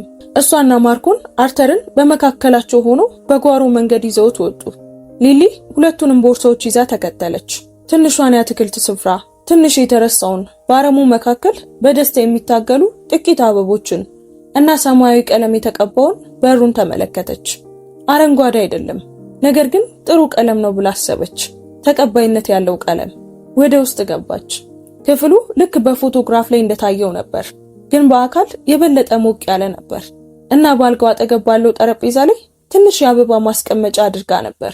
ምናልባትም ከገበያ የተገዙ ቀላል አበቦች እና አንድ ሰው እንደሚጠበቅ እንዲሰማው በምትፈልግበት መንገድ ብርድ ልብሱን በንጽህና አጥፋው ነበር። ሊሊ በበሩ ላይ ቆማ ተመለከተችው። አርተር መጥቶ አጠገቧ ሲቆም ተሰማት። ምንም አላለችም፣ እሱም ምንም አላለም። ከኋላቸው ማርቆስና አና በኮሪደር ውስጥ ቆመው ነበር እና ሁሉንም ነገር የያዘ ትንሽ ዝምታ ሰፈነ። እንግዳነቱ፣ ሐዘኑና ሁሉም ሰው በዚች ቅስፈት በዚች ትንሽ ክፍል ውስጥ በመስኮቷ በአምፖሏና በቀላል የአበባ ማስቀመጫ እንዴት እዚህ እንደደረሱ የሚያሳይ አስደናቂ አለመቻል። ከዚያም ሊሊ ወደ ውስጥ ገባች። ቦርሷን ወንበሩ ላይ አስቀመጠች። እሺ አለች። እንዲተኙ እንርዳውት? ደህና ነኝ አለ አርተር። አሁን እኮ ነው ከሆስፒታል የወጣኸው፣ ተኛ። እሷ ትክክል ናት አለች አና ከበሩ ላይ ሆና። አርተር ለማርቆስ የድጋፍ እይታ ሰጠው። እኔን አትይ አለ ማርቆስ። አርተር በለሆሳስ የሆነ ነገር አኩተመተመ፣ ግን አልጋው ላይ ተቀመጠ እና ከክፍሉ ማዶ የሊሊን አይን ተመለከተ። ፈጣን፣ ብሩህና የሚስጥር ፈገግታን አሳየች። የአንዲት ሴት ለሌላኛዋ እርስ በርስ በሚገባ እንረዳዳለን የሚል ፈገግታ። በዚያ ምሽት ሁሉም በትንሿ የኩሽና ጠረጴዛ ላይ አብረው በሉ። ቀላል ምግብ ነበር። ሩዝ፣ ባቄላና በቅመማ ቅመም ያበሰለችው ዶሮ ቤቱን በጣም ሞቅ ያለ ተራና ጥሩ በሆነ ሽታ ሞልቶት ስለነበር ሊሊ ለጥቂት ጊዜ በኩሽናው በር ላይ ቆማ በረጅሙ መተንፈስ ነበረባት። ቤት እንደዚህ መሽተት አለበት ብላ አሰበች። አወሩ። ስለ ትልልቅ ነገሮች ሳይሆን ስለ ትናንሽ ነገሮች፣ ስለ ማርቆስ ጋራዥ፣ በዚያ ሳምንት ስለነበረው አስቸጋሪ ደንበኛ፣ አና በማህበራዊ አገልግሎት መስጫ ማዕከላት ስላላት ስራ፣ በግቢ ውስጥ ስላለው ዛፍ። አና የሎሚ ዛፍ መሆኑን አረጋገጠች እና በዚህ መረጃ ላይ ሊሊና አርተር ያላብራሩትን እይታ ተለዋወጡ። ከራት በኋላ ማርቆስ ሻይ አፈላ እና ለጥቂት ጊዜ ተቀመጡ። ውጪ ከተማዋ ወደ ምሽት ገባች። በጸጥተኛው መንገድ ላይ ባለው ትንሽ ቢጫ ቤት ውስጥ 4 ሰዎች በኩሽና ጠረጴዛ ዙሪያ ተቀምጠዋል እና በመካከላቸው ያለው ውይይት በቀላሉ ይፈሳል። ሻዩ ትኩስ ነበር፣ መብራቱም ሙቅ ነበር። ሊሊ በጠረጴዛው ማዶ አርተርን አየችው። ቀለሙ ለሳምንታት ከነበረው ይልቅ የተሻለ ነበር። ቀና ብሎ ተቀምጧል፣ ድሮ ራሱን ሲመስል እንደሚቀመጠው አይነት። ማርቆስ የሚለውን ነገር በእውነተኛ ፍላጎት በአይኖቹ እያየ ይሰማ ነበር። ቀና ብሎ ሲያይ እሷ ስትመለከተው ተገናኙ። እናም ፈገግ አለ። ያንን እውነተኛውን የወደደችውን ያንን ታላቅ ፈገግታ።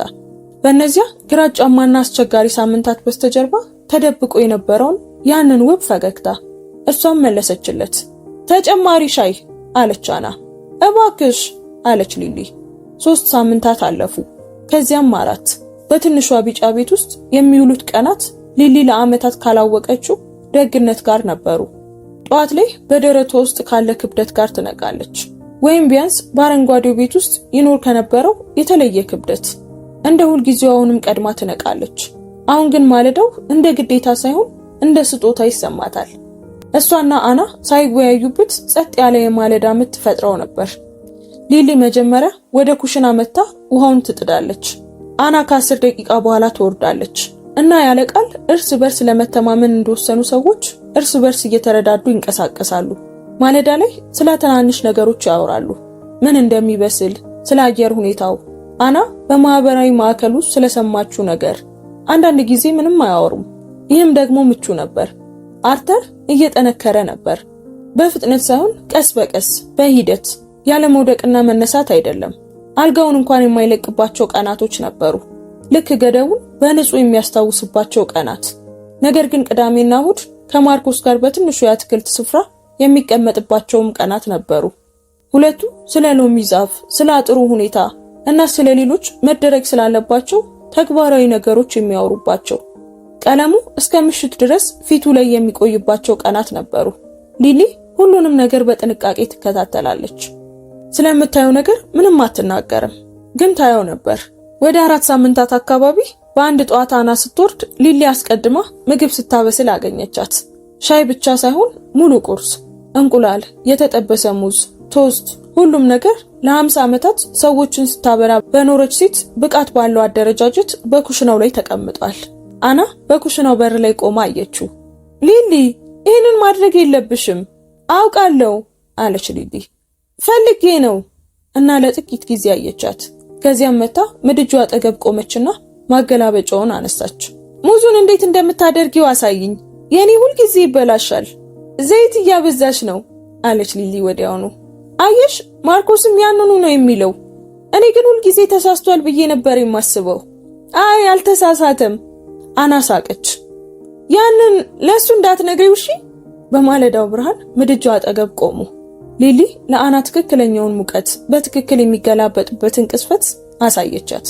ለመማር ዓመታትን የፈጁ ግን በነፃ ልትሰጣቸው የምትችላቸው ጥቃቅን ነገሮች። ፍቅሯን የምታሳየውን በዚህ መንገድ ነበር።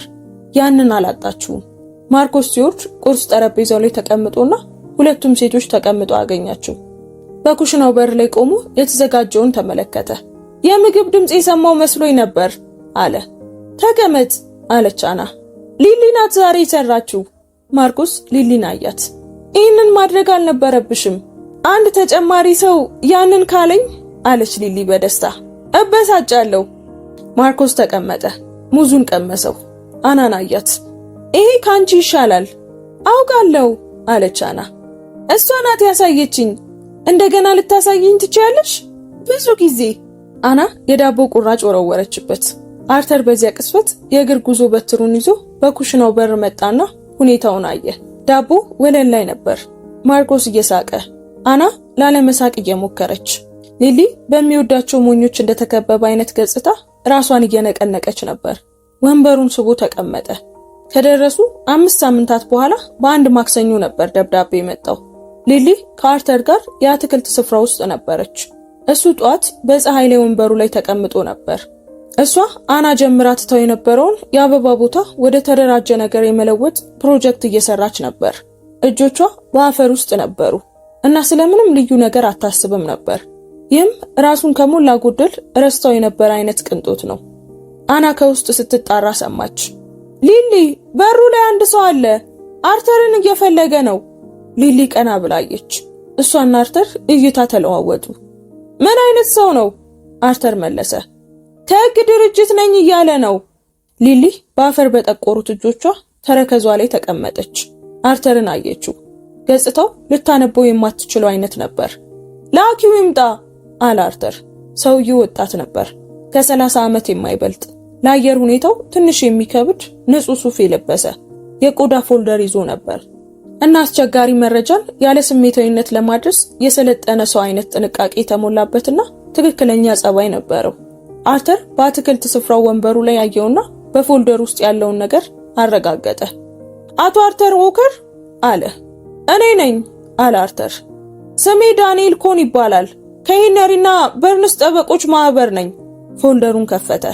ለተወሰነ ጊዜ ልናገኙት ስንሞክር ነበር ጌታዬ። በእጃችን የነበረው የቀድሞ አድራሻው ነው። ተዘዋውረናል አለ አርተር በቀላል ቃል።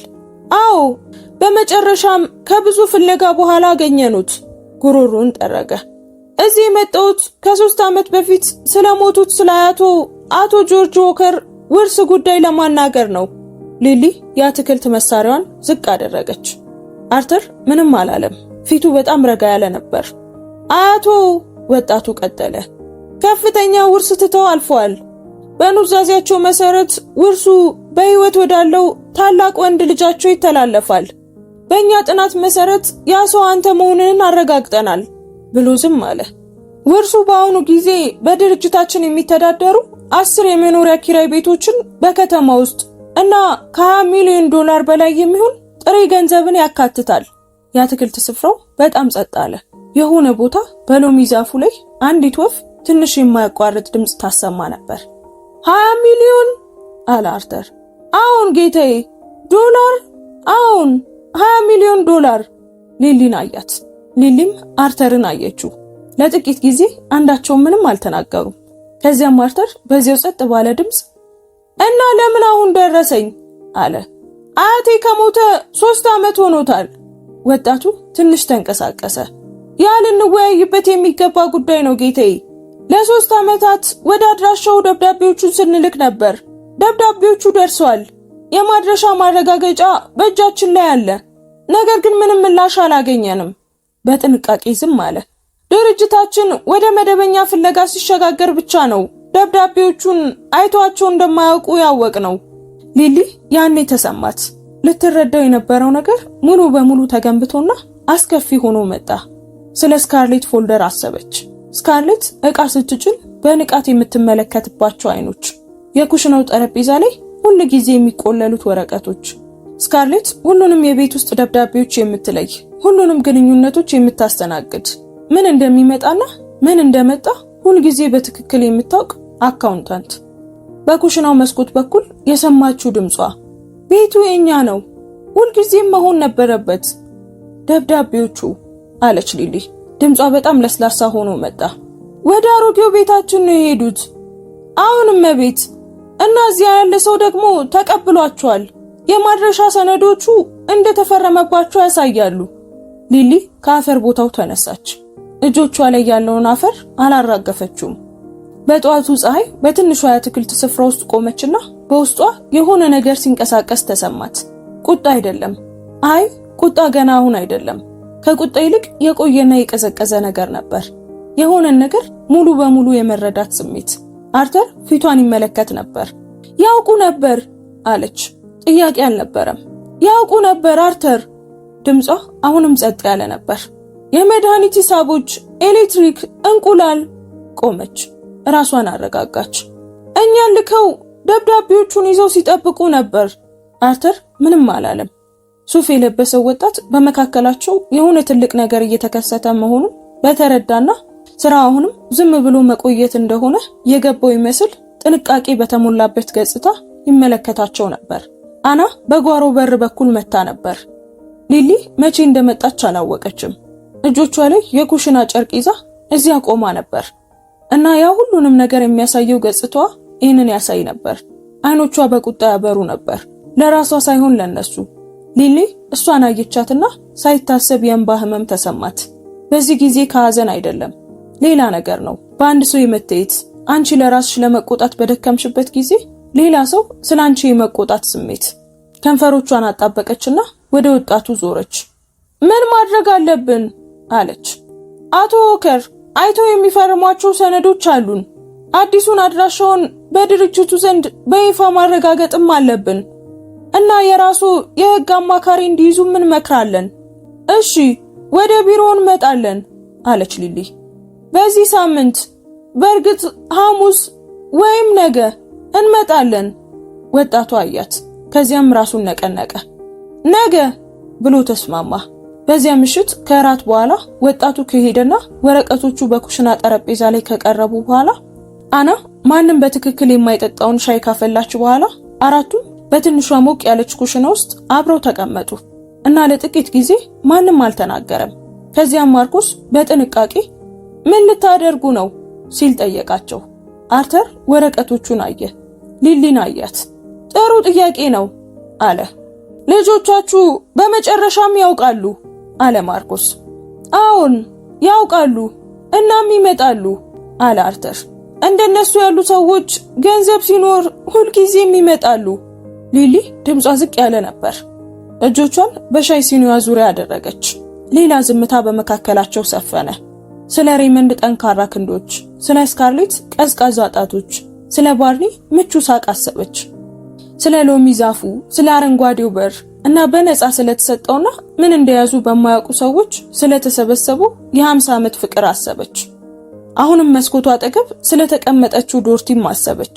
ለ14 ወራት በዚያ ስለቆየችውና አሁንም ቀና ብላ ስለምትታየው ማርጋሬት አሰበች።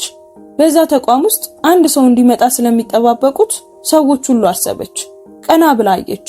ምን ማድረግ እንደምፈልግ አውቃለሁ አለች። ሁሉም ተመለከቷት። ስለ ልጆቹ አይደለም። ሲኒዋን አስቀመጠች። ስለ ገንዘቡ ነው፣ ስለ ንብረቶቹ። ማርኮስን፣ ከዚያም አናን፣ ከዚያም አርተርን ተመለከተች። በሱ ምን ማድረግ እንደምፈልግ አውቃለሁ።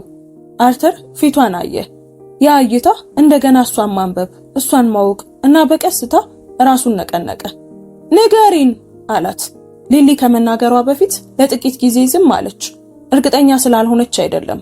ውርሱ ምን ማለት እንደሆነ በተረዳችበት ቅስፈት እንደ ውሳኔ ሳይሆን እንደ እውቅና በሚሰማ ግልጽነት ያን ያውቀዋለች።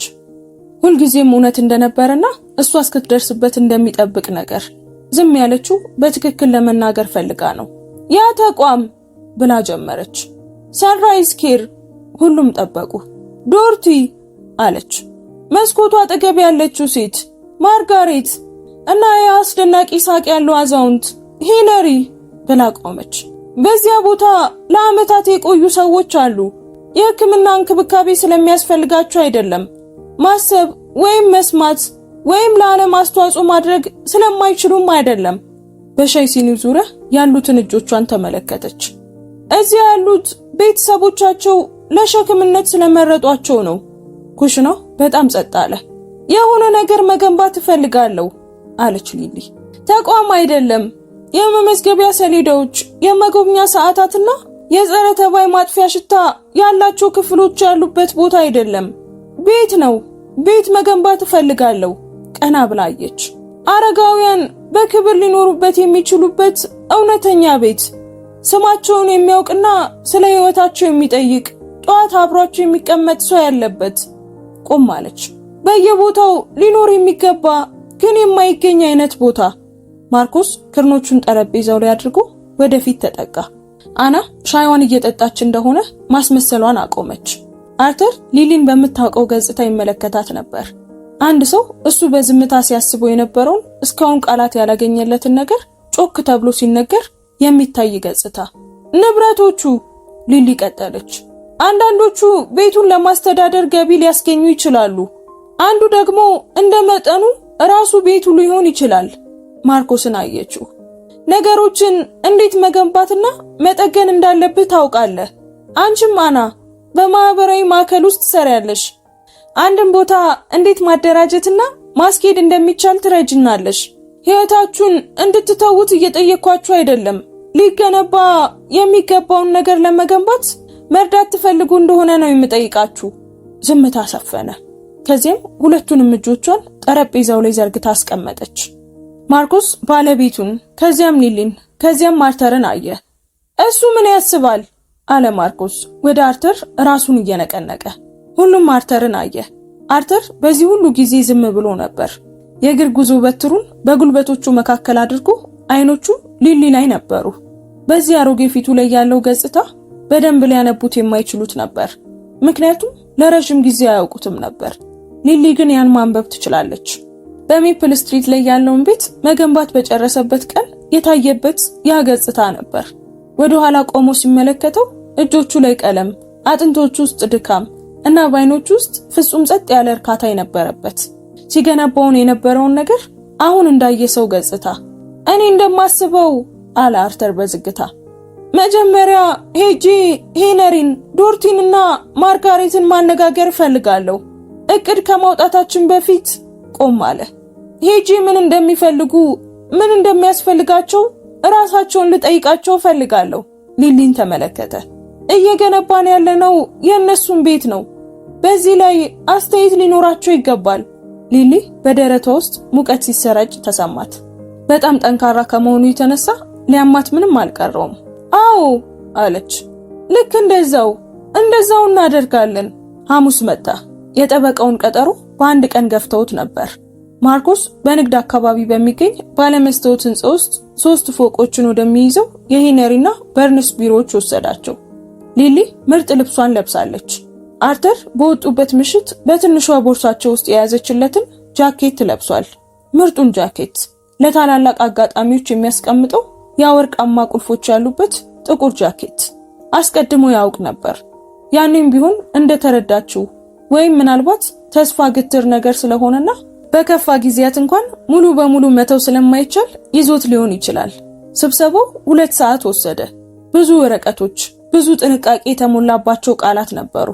ነገር ግን ዋናው እውነታ ቀላል ነበር። አርተር ህጋዊ ወራሽ ነው። ውርሱ ሁሉም የሱ ነው። ንብረቶቹ ቋሚ የኪራይ ገቢ እያስገኙ ነበር።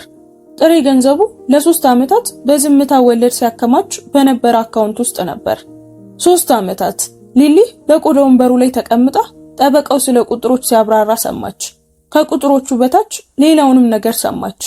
ያ ሁሉ ጊዜ፣ ያ ሁሉ ገንዘብ ስካርሌት ደብዳቤውን የሆነ ቦታ ደብቃው፣ ሬይመንድ ስለ ዘላቂነት ንግግር ሲያደርግና ባርኒ በምቾት ሲስቅ ሲጠባበቅ ነበር። እጆቿን ጭኗ ላይ አጣጥፋና ፊቷን አረጋግታ ቆመች። ስለ ቀድሞ አድራሻ አማራጮቻችን ምንድናቸው?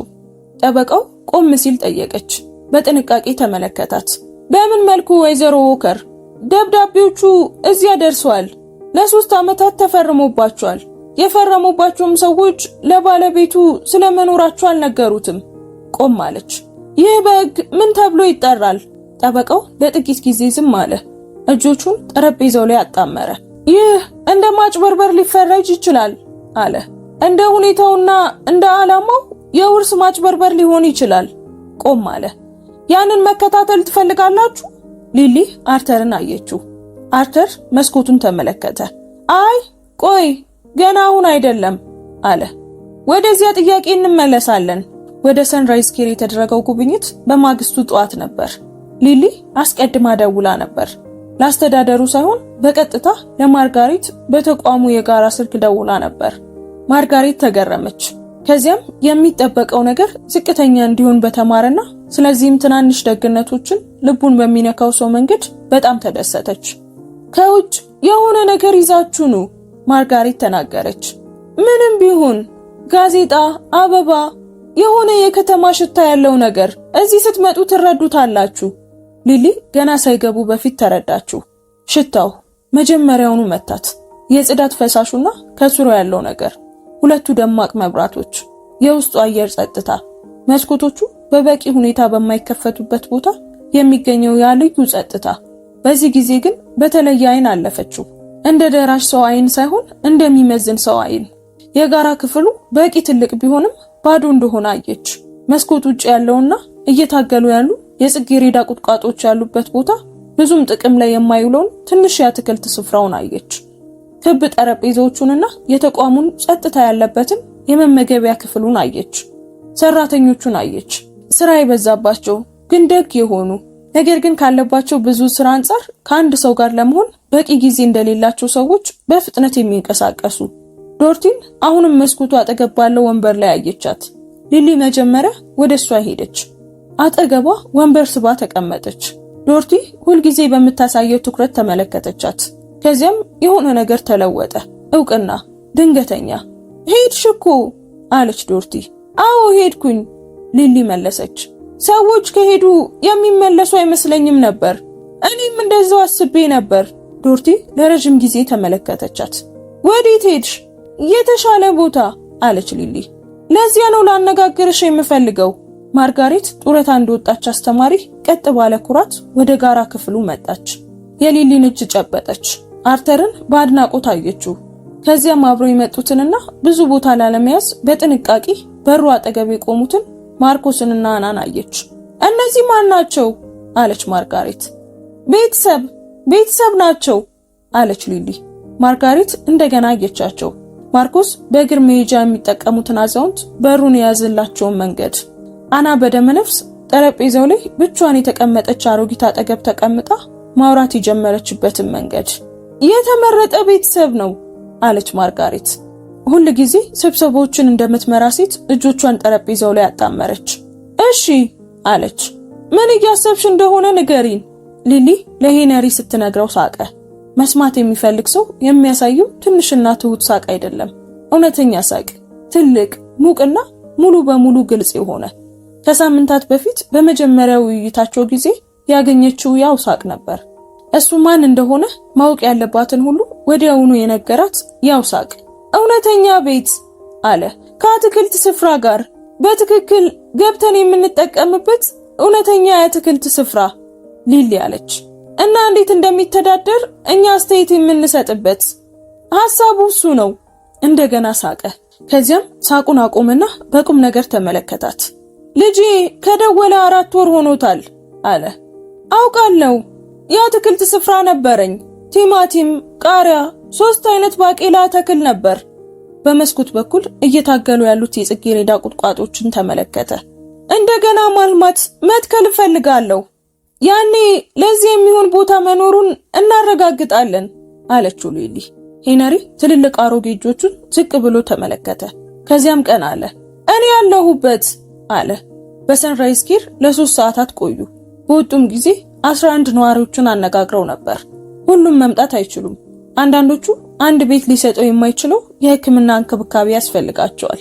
ነገር ግን ዶርቲን፣ ማርጋሬትና ሄነሪን ጨምሮ 8ቱ ተስፋ መቁረጥ ከጀመሩበት ነገር ድንገት ሊሆን እንደሚችል ሲሰሙ ሰዎች በሚያሳዩት ልዩ ብርሃን በራላቸው። ወደ መኪናው ሲመለሱ አና ለረጅም ጊዜ ዝም አለች። ከዚያም የሊሊን ክንድ ያዘች። ዶርቲ አለች። ለሷ ስትነግራት ፊቷን አይተሽዋል? አሁን አለች ሊሊ። በሩን መጠባበቅ አቆመች አለች አና። ለጥቂት ጊዜ ቢሆንም በሩን መጠበቋን አቆመች። ልጇን መጠበቅ አቆመችና እዚያው ከኛ ጋር ነበረች። አዎ በደንብ አይተሻል አለች ሊሊ። አና እንደገና ዝም አለች። ጥቂት ተጓዙ። በእውነት ይህንን እያደረግነው ነው? አና ጠየቀች። ጥያቄ ሳይሆን የመረዳት ስሜት ነበር። አሁን በእውነት እያደረግነው ነው ሊሊ መለሰችላት። ከ3 ሳምንታት በኋላ ጥቁሩ መርሰዲስ መጣ። ሊሊ በትንሿ ቢጫ ቤት የፊት አትክልት ስፍራ ውስጥ ነበረች። እሷና አና አብረው ሲሰሩበት ነበር። ያንን የተረሳ ቦታ ወደ እውነተኛ ስርዓት፣ ቀለምና ዓላማ ወዳለው ነገር እየቀየሩት። የመኪናውን ድምጽ ስትሰማ የአትክልት ስፍራ ጓንቷን አድርጋ አፈሩ ላይ በጉልበቷ ተንበርክካ ነበር። ለማወቅ ቀና ብላ ማየት አላስፈለጋትም። የዚያን የሞተር ድምጽ ታውቀዋለች። በአረንጓዴው በር ቤት መግቢያ ላይ ለዓመታት ሰምተዋለች። ተረከዟ ላይ ተቀመጠች። ጓንቷን አውለቀች። በቀስታ ተነሳች። አፈሩን ከልብሷ ላይ እያራገፈች ዞር አለች። መርሴዲሱ መንገዱ ዳር ቆሞ ነበር። 3ቱም በሮች በአንድ ጊዜ ተከፈቱ። ሬመንድ ከአሽከርካሪው በኩል፣ ስካርሌት ከፊት ተሳፋሪ ወንበር፣ ባርኒ ደግሞ ከኋላ። በጥሩ ሁኔታ ለብሰዋል። ሬመንድ ውድ ሸሚዙን፣ ስካርሌት ጸጉሯን ተሰርታ፣ ባርኒ እንኳን ጥረት ያደረገ ይመስል ነበር። የእግረኛ መንገዱ ላይ ቆመው ተመለከቷት። እሷም በአትክልቱ በር ላይ ቆማ አየቻቸው። ለጥቂት ጊዜ ማንም አልተንቀሳቀሰም። ከዚያም ሬመንድ ፈገግ አለ። ያ ትልቁ የልምምድ ፈገግታው ሁልጊዜም የእርሱ ምርጥ ትወና ነበር። እማዬ አለ እጆቹን እየዘረጋ። በጣም ተጨንቀንልሽ ነበር። ሊሊ ልጇን ተመለከተች። ስለ አረጋውያን መንከባከቢያ ቫኑ፣ ስለ ስካርሌት ቀዝቃዛ ጣቶች፣ ስለ ኩሽናው መስኮትና መስማት ያልነበረባት ቃላት አስታወሰች። ለ3 ዓመት በአካውንት ውስጥ ስለነበረው $20 ሚሊዮን እና ተፈርሞባቸው ስለተደበቁት ደብዳቤዎች አሰበች። ወደ እሱ አልተንቀሳቀሰችም። ሬመንድ አለችው። ፈገግታው ቀጠለ፣ ግን ከጀርባው የሆነ ነገር ተለወጠ። አንድ ትዕይንት ተለማምዶ ድንገት ሌላኛው ሰው በስክሪፕቱ መሰረት እየሄደ እንዳልሆነ እንደተረዳ ሰው ያለ ትንሽ ጥርጣሬ። ለምን ወደ ውስጥ አንገባም አለች ስካርሌት በለሰለሰ ድምጽ። ሊሊን አልፋ ቤቱን እያየች ነበር። የአካውንታንት አይኖቿ እየተንቀሳቀሱ እየሰለሉና እየመዘኑ ነበር። የምንነጋገረው ብዙ ነገር አለ አለች። አዎ ሊሊ ተናገረች። በሩን ከፈተች። ያለ መቸኮል ወደ ውስጥ መራቻቸው። ይህ ሆን ተብሎ የተደረገ ነው። ሊሊ በ70 ዓመታት ውስጥ የተማረችው ነገር ቢኖር በውጥረት ውስጥ በዝግታ የሚንቀሳቀስ ሰው ስልጣኑን የያዘው ሰው መሆኑን ነው። በራሷ ፍጥነት በጓሮ መንገድ ተጓዘችና የፊት በሩን ከፍታ ወደ ውስጥ ገባች። እየተከተሏት እንደሆነ ዞር ብላ አላየችም። በእርግጥም እየተከተሏት ነበር። ከኋላዋ የእግራቸውን ድምጽ ትሰማለች። የሬመንድ በራስ የመተማመን እርምጃ፣ የስካርሌት ተረከዝ ያለው ጫማ ድምጽ፣ የባርኒ ትንሽ የሚንገዳገድ እርምጃ። ቤቱንም እየተመለከቱ እንደሆነ በእግራቸው ድምጽ ውስጥ ታውቅ ነበር። ዙሪያውን እያዩ እየመዘኑ ነው። ወደ ሳሎኑ መራቻቸው። መጠነኛ ክፍል ነበር። የማርኮስና የአና የቤት ዕቃዎች በቀላል በትክክል ጥቅም ላይ በመዋላቸው በለሰለሰ መንገድ ያረጁ። ሊሊ በዚያ ጠዋት ከአትክልት ስፍራው የቆረጠቻቸው አበቦች በመስኮቱ ጠርዝ ላይ ነበሩ እና ከ2 ሳምንት በፊት እዚያ ያስቀመጠችው ፎቶግራፍ መደርደሪያው ላይ ነበር። 4 ነበሩ፣ ሊሊና አርተር እና ማርኮስና አና። አንድ ጥሩ ቀን በነበረበት ከሰዓት በአትክልት ስፍራ ውስጥ የተነሱት ፎቶ ነበር። ስካርሌት ፎቶግራፉን አየችው። ሊሊ ስካርሌት ስታየው አየቻት። ተቀመጡ አለች ሊሊ። ተቀመጡ። ሬመንድ እና ስካርሌት ሶፋው ላይ፣ ባርኒ ጥግ ላይ ባለው ወንበር ላይ ለምቾት ጉብኝት እንደሚዘጋጅ ሰው ተስተካክሎ ተቀመጠ። ሊሊ ከፊታቸው ባለው ቀጥ ያለ ወንበር ላይ ተቀመጠች። ይህንን ማንም ሳይሰይመው የሷ ወንበር ሆኖ ነበር። እጆቿን ጭኗ ላይ አጣጥፋ ተቀመጠች። ጠበቀች። ሬመንድ ወደፊት ተጠጋ። እማዬ እንድታውቂ የምፈልገው በጣም ተጨንቀን ነበር። ከመንከባከቢያ ተቋሙ በሌሊት ወጥተሽ እንደሄድሽ ስናውቅ ከንጋት በፊት አለች ሊሊ። ከንጋት በፊት ነው የወጣነው፣ በሌሊት አይደለም። ትንሽ ዝምታ በመካከላቸው ሰፈነ። ዋናው ነጥብ፣ ሬመንድ ንግግሩን በቀስታ እያስተካከለ ቀጠለ። የት እንደነበርሽ አናውቅም ነበር። ተቋሙን ደውለን ዝም ብለሽ እንደሄድሽ ነገሩን። የአባቴ ሁኔታ ምንም ሊፈጠር ይችል ነበር። የሆነ ነገር ተፈጥሯል አለች ሊሊ። አባታችሁ በሃይዌይ ዳር የልብ ችግር አጋጥሞት ነበር። 2 ሌሊት ሙሉ ሆስፒታል አሳልፏል። ክፍሉ ጸጥ አለ። ባርኒ ወንበሩ ላይ ተንቀሳቀሰ። ያንን አናውቅም ነበር ስካርሌት ተናገረች። ድምጿ ውስጥ የሆነ ነገር ነበር፣ በትክክል የተለካ የጭንቀት መጠን።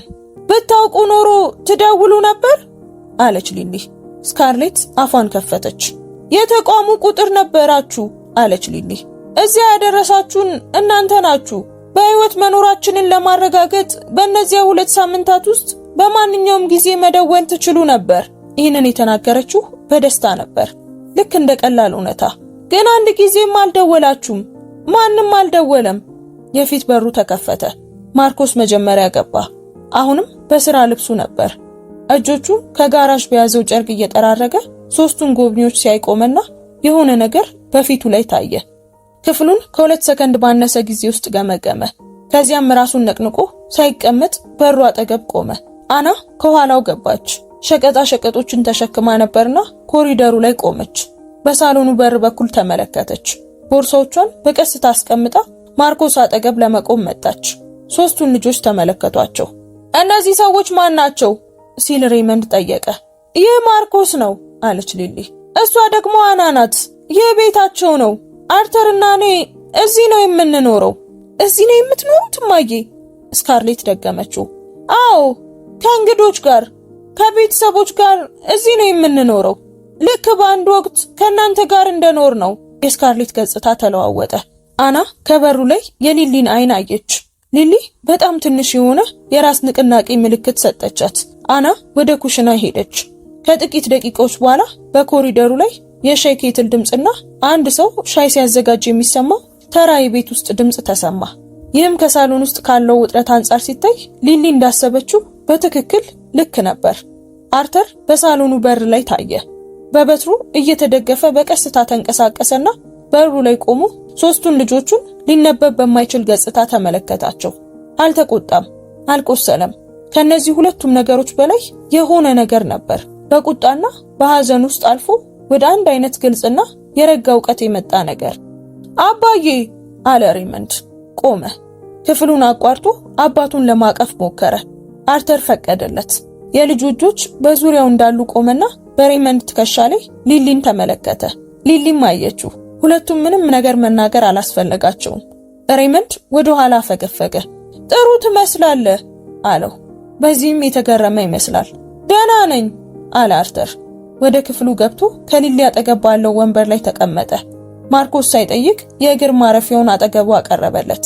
አርተር እርስ በርስ እንደሚግባቡ 2 ሰዎች በማርኮስ ላይ በትንሹ ራሱን ረቀነቀ። ሬመንድ ይህንን ትንሽ ልውውጥ ተመለከተ። እሺ አለ አርተር። መጣችሁ? አሁን መተናል አባዬ አለች ስካርሌት። ወላጆቻችን እኮ ናችሁ። አዎ አለ አርተር። ነን። ሌላ ዝምታ በክፍል ውስጥ ሰፈነ። ባርኒ ከመጡ ጀምሮ ምንም እንዳልተናገረ ሊሊ አስተዋለች። መደርደሪያ ላይ ያለውን ፎቶግራፍ ለዓመታት ፊቱ ላይ ባላየችው ገጽታ እያየ ወንበሩ ላይ ተቀምጧል። ምን እንደሆነ እርግጠኛ አልነበረችም። በልቧ መዘገበችው። ሬመንድ አቀራረቡን ለመቀየር የወሰነ ሰው በሚመስል መልኩ ሶፋው ላይ ተመቻችቶ ተቀመጠ። ወደ ቤት እንድትመለሱ እንፈልጋለን አለ። ቤታችን እዚህ ነው ሊሊ መለሰች። እማዬ ቁም ነገር እኮ ነው ይህ እኮ። በዙሪያ ያለውን ክፍል በእጁ ተመለከተ። ተጠንቀቅ አለ ማርቆስ ከበሩ ላይ። ድምፁ ጸጥ ያለና የተረጋጋ ነበር። ሬመንድን ተመለከተው። ልክ ሰዎችን እንደሚመዝንና እንደሚከፋፍል አይነት ፈጣን ምልከታ። ለማስቀየም ፈልጌ አይደለም አለ ሬመንድ። እንዳታስቀይም ተጠንቀቅ ማርቆስ ተናገረ። ከቀደሙት የተለየ ሌላ ዝምታ ሰፈነ። ሊሊ ሬመንድ ሁኔታውን ለማስተካከል ሲሞክር ተመለከተች። ነገሮች በእቅዱ መሰረት ካልሄዱ እንዴት እንደሚቀያየር ታውቃለች። እሱ የተግባር ሰው ነው። አንድ ቦታ ካልሰራለት ወደ ቀጣዩ ቦታ መሄድ ያውቅበታል። ልንወያይባቸው የሚገቡ ነገሮች አሉ አለች ስካርሌት። እንደ ቤተሰብ አስፈላጊ ነገሮች ናቸው ሊሊን። ከዚያም ማርተርን አየች። ስለ አባት ውርስ ያው መጣ። ሊሊ እንደሚመጣ ታውቅ ነበር። ጥቁሩ መርሴዲስ መንገዱ ዳር ከቆመበት ቅስፈት ጀምሮ አውቃለች። ማስመሰሉ ካሰበችው በላይ በፍጥነት አለቀ። ሻያቸውን እንኳን አልጨረሱም። ስካርሌትን ተመለከተች።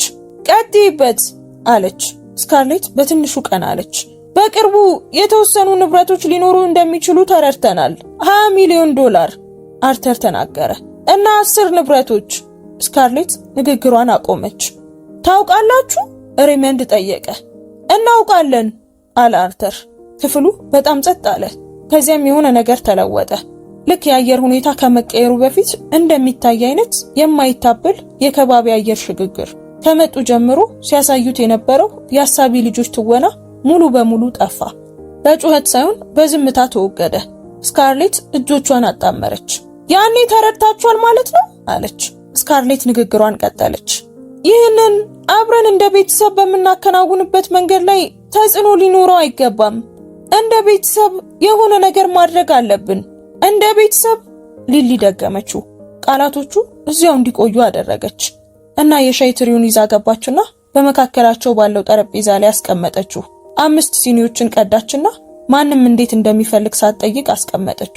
ከዚያም ምንም ማረጋገጫ እንደማያስፈልጋት በገዛ ቤቷ ያለች ሴት እርጋታን እያሳየች በማርቆስ ወንበር ክንድ ላይ ተቀመጠች።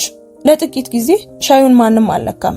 ደብዳቤዎቹን ደበቃችኋቸው አለ አርተር። ስካርሌት አየችው። ከሕግ ድርጅቱ የመጡ የ3 ዓመት ደብዳቤዎች አርተር ቀጠለ። ቤታችን ደርሰው ተፈርሞባቸው ተደብቀዋል። ድምፁ የረጋ ነበር። ልክ ልጆቹ ትንሽ እያሉ ስህተት ሲሰሩና የነገሩን ክብደት እንዲረዱ በሚፈልግበት ጊዜ ይጠቀምበት እንደነበረው አይነት ድምፅ። ለምን አባዬ? ምክንያቱም ብቻ ንገረን። ስካርሌት እጆቿን አየች። ሬመንድ መስኮቱን ተመለከተ። ጥግ ላይ ያለው ባርኒ አሁንም ፎቶግራፉን እያየ ነበር። ዝምታው ተለጠጠ። ከዚያም ባርኒ ፎቶግራፍ ላይ ያለውን አይኑን ሳይነቅል እንዲህ አለ። ምክንያቱም ገንዘቡን አሳልፋችሁ ትሰጡታላችሁ ብለን ስላሰብን ነው። ሁሉም አዩት። በመጨረሻም ከፎቶግራፉ ላይ ዞር አለ። ፊቱ ላይ ቀደም ሲል ሊሊ ልትሰይመው ያልቻለችው ገጽታ ነበር። አሁን ግን አወቀችው። ሀፍረት ነበር። እውነተኛው ምክንያት ይሄ ነው አይደል ስካርሌት? አለ ባርኒ። ካወቃችሁ ለአንድ ሰው ለቤተ ክርስቲያን ወይም ለምጽዋት አሳልፋችሁ ትሰጡታላችሁ ብለን ፈራን። ለምንፈልጋቸው ሰዎች የምንሰጠው መሰላችሁ? አለች ሊሊ። ባርኒ ምንም አልተናገረም። እና ያ ደግሞ ስህተት መሰላችሁ? ሊሊ ጠየቀች። ከዛም አሁን ሊያደርጉ ያሰቡትን ነገር ሊሊ መናገር ጀመረች። ልትገነባው ስላሰበችው ቤት፣ ሊኖሩ ስለሚመጡት ሰዎች፣ ስለ ሄነሪና ስለ አትክልት ስፍራው፣ ስለ ዶርቲና ስለ ማርጋሬት ሁሉንም በዝርዝር ነገረቻቸው። ሬመንድ ያልጠበቀውን ነገር ሲሰማ የሚታይበት ገጽታ ነበረው። ስካርሌት በሐሳብ ተዋጠች። ባርኒ ወለሉን አየ። ስትጨርስ ሬመንድ እጆቹን ዘረጋ። እማዬ በጣም ደስ የሚል ሐሳብ ነው፣ ግን 20 ሚሊዮን ዶላር በትክክል ለመስራት በቂ ነው አለች ሊሊ። አቋርጣው ንግግሯን ቀጠለች። የእናንተ ውርስ እኮ ነው። ስካርሌትም ቀጠለች። ምቾትና ዋስትና ሊኖራችሁ ይገባል። ሊኖራችሁ የሚገባውን ሁሉ ማድረግ አለባችሁ። አርተር በቀስታ ተናገረ። እኛ እንዲኖረን የምንፈልገው ይሄንን ነው። ስካርሌት አባቷን ተመለከተች። ለጥቂት ቅስፈት ፊቷ ላይ ሊሊ ከብዙ ዓመታት በፊት ታውቆ የነበረው ነገር ታየ። ስካርሌት የ7 ዓመት ልጅ እያለች የሆነ ነገር ሰብራ ለመደበቅ ስትሞክርና ሚስጥሩ ሲከብዳት ይታይ የነበረው ገጽታ። አሁን ግን የ7 ዓመት ልጅ አይደለችም። ያ ቅስፈት አልፏል። ድርሻችንን እንፈልጋለን አለች ስካርሌት። በግልጽ ጠየቀች። ለመናገር የመጣነው ይሄንን ነው። አውቃለሁ አለ አርተር። እና ምንም ዛሬ አይደለም። ወደ በትሩ አመራና በቀስታ ቆመ። ከጠበቃችን ሁሉንም ነገር ትሰማላችሁ። እስከዛ የሚፈቱ ነገሮች አሉ። በሕግ በስርዓት ያለ ጩኸት ይፈታሉ። ግን ከመሄዳችሁ በፊት አንድ ነገር እንድትረዱ ፈልጋለሁ። ማንም አልተንቀሳቀሰም። ለዚህ ቤተሰብ በገዛ እጄ ቤት ገንብቻለሁ።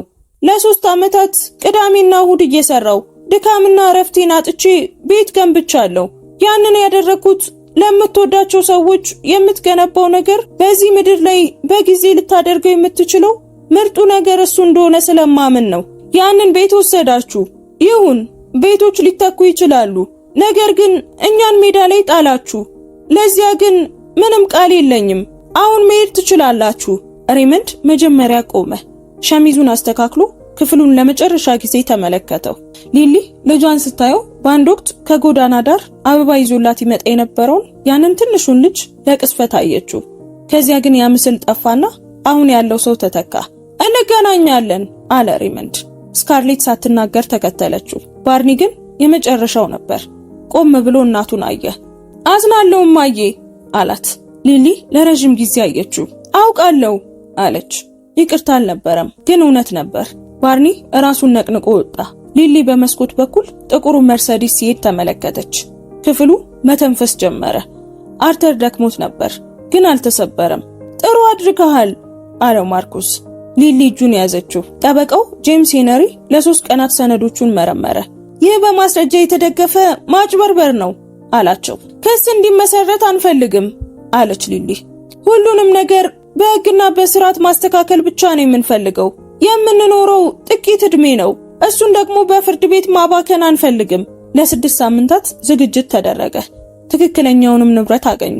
8 መኝታ ቤቶችና ትልቅ የአትክልት ስፍራ ያለው አሮጌ ቤት። ማርኮስ በ5 ወራት ውስጥ እንደሚጠግነው ቃል ገባ። አርተር በቤቱ መካከል ቆሞ ጥሩ ቤት ነው አለ። ይሆናል አለች ሊሊ። አሁንም ነው እሱ መልሶ አላት። ሰዎች ብቻ ነው የሚያስፈልጉት። በጸደይ ወቅት ስራው ተጀመረ።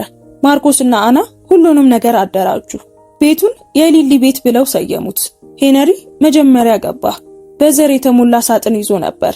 ዶርቲ ቀጥላ ገባች። ማርጋሪት ደግሞ በመጨረሻ መጣች። በመጀመሪያው ዓመት መጨረሻ 9 ነዋሪዎች ነበሩት። ቤተሰቦቻቸው የተዋቸው ሰዎች አሁን በድንገት አብረው መኖር ጀመሩ። የአርተር ጤንነት እንደ ማዕበል እየተነሳና እየወደቀ ቢሄድም ሊሊ ሁልጊዜም አጠገቡ ነበረች። በአንድ አስቸጋሪ ምሽት አንድም ቀን ተጸጽቼ አላውቅም አለችው። መጥፎቹ ቀናት የህይወት አካል ናቸው። አርተርም እንዲሁ አላት። ያን ቀን መንገዱ ላይ መኪና ስታስቆሚ በህይወቴ ካዩአችሁ ሰዎች ሁሉ ደፋሩ አንቺ እንደሆንሽ አሰብኩ። ሊሊም በጣም ደንግጬ ነበር አለችው። ለዚያ እኮ ነው ጀግንነት የሚባለው። አርተር በአንድ ሐሙስ ጧት በሊሊ ቤት ውስጥ በሰላም አረፈ። ከ3 ሳምንት በኋላ ኑዛዜው ተነበበ። ንብረቶቹና ገቢያቸው ለሊሊ ቤት ለዘላለም እንዲሆኑ ተደረገ። ለሬመንድ፣ ለስካርሌትና ለባርኒ ግን አርተር ለእያንዳንዳቸው $1 እና 1 ደብዳቤ ብቻ ተወላቸው። ደብዳቤውም እንዲህ ይላል። በፈለኳችሁ ጊዜ ለጣላችሁኝ ልጆች የሰጣችሁኝን መልስላችኋለሁ። ምንም ነው። ይህ $1 ግን እንዳልረሳኋችሁ ለማሳየት ነው። የተወለድክበትን ቤተሰብና የገነባው ቤተሰብ መካከል ያለው ልዩነት አንድ ቀን እንደሚገባችሁ ተስፋ አደርጋለሁ። የመጀመሪያውን እኔ ሰጧችሁ፣ ሁለተኛውን ግን እናንተ ጣላችሁት። ሊሊ ለ7 ተጨማሪ ዓመታት ኖረች። እነዚያ መልካም ዓመታት ነበሩ። ሊሊ ስትሞት ያላትን ሁሉ ለሊሊ ቤት ተወች። በደብዳቤዋም እንዲህ ብላ ጻፈች። ቤት ማለት ህንጻ አይደለም።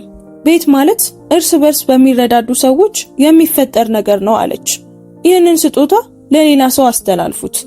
ውድ ቤተሰቦቻችን የዛሬው ታሪካችን ይህንን ይመስል ነበር። ታሪኩን እንዴት አገኛችሁት? ምንስ ተማራችሁበት? እዚህ ድረስ ካያችሁትና ከጨረሳችሁት ጨርሻለሁ እያላችሁ ጻፉልን። ታሪክ ሰዎችን ይቀይራል ብላችሁ የምታምኑ ከሆነ ላይክ እና ሼር አድርጉት። እንደዚህ አይነት ታሪኮችን በየቀኑ የምናቀርብበት የዩቲዩብ ቻናላችንንም ሰብስክራይብ አድርጉ። በየቀኑ የምንለቃቸው ታሪኮች እንዳያመልጧችሁ የደውል ምልክቱን ተጫኑ። እናመሰግናለን። እንወዳችኋለን። ቸር ቆዩን።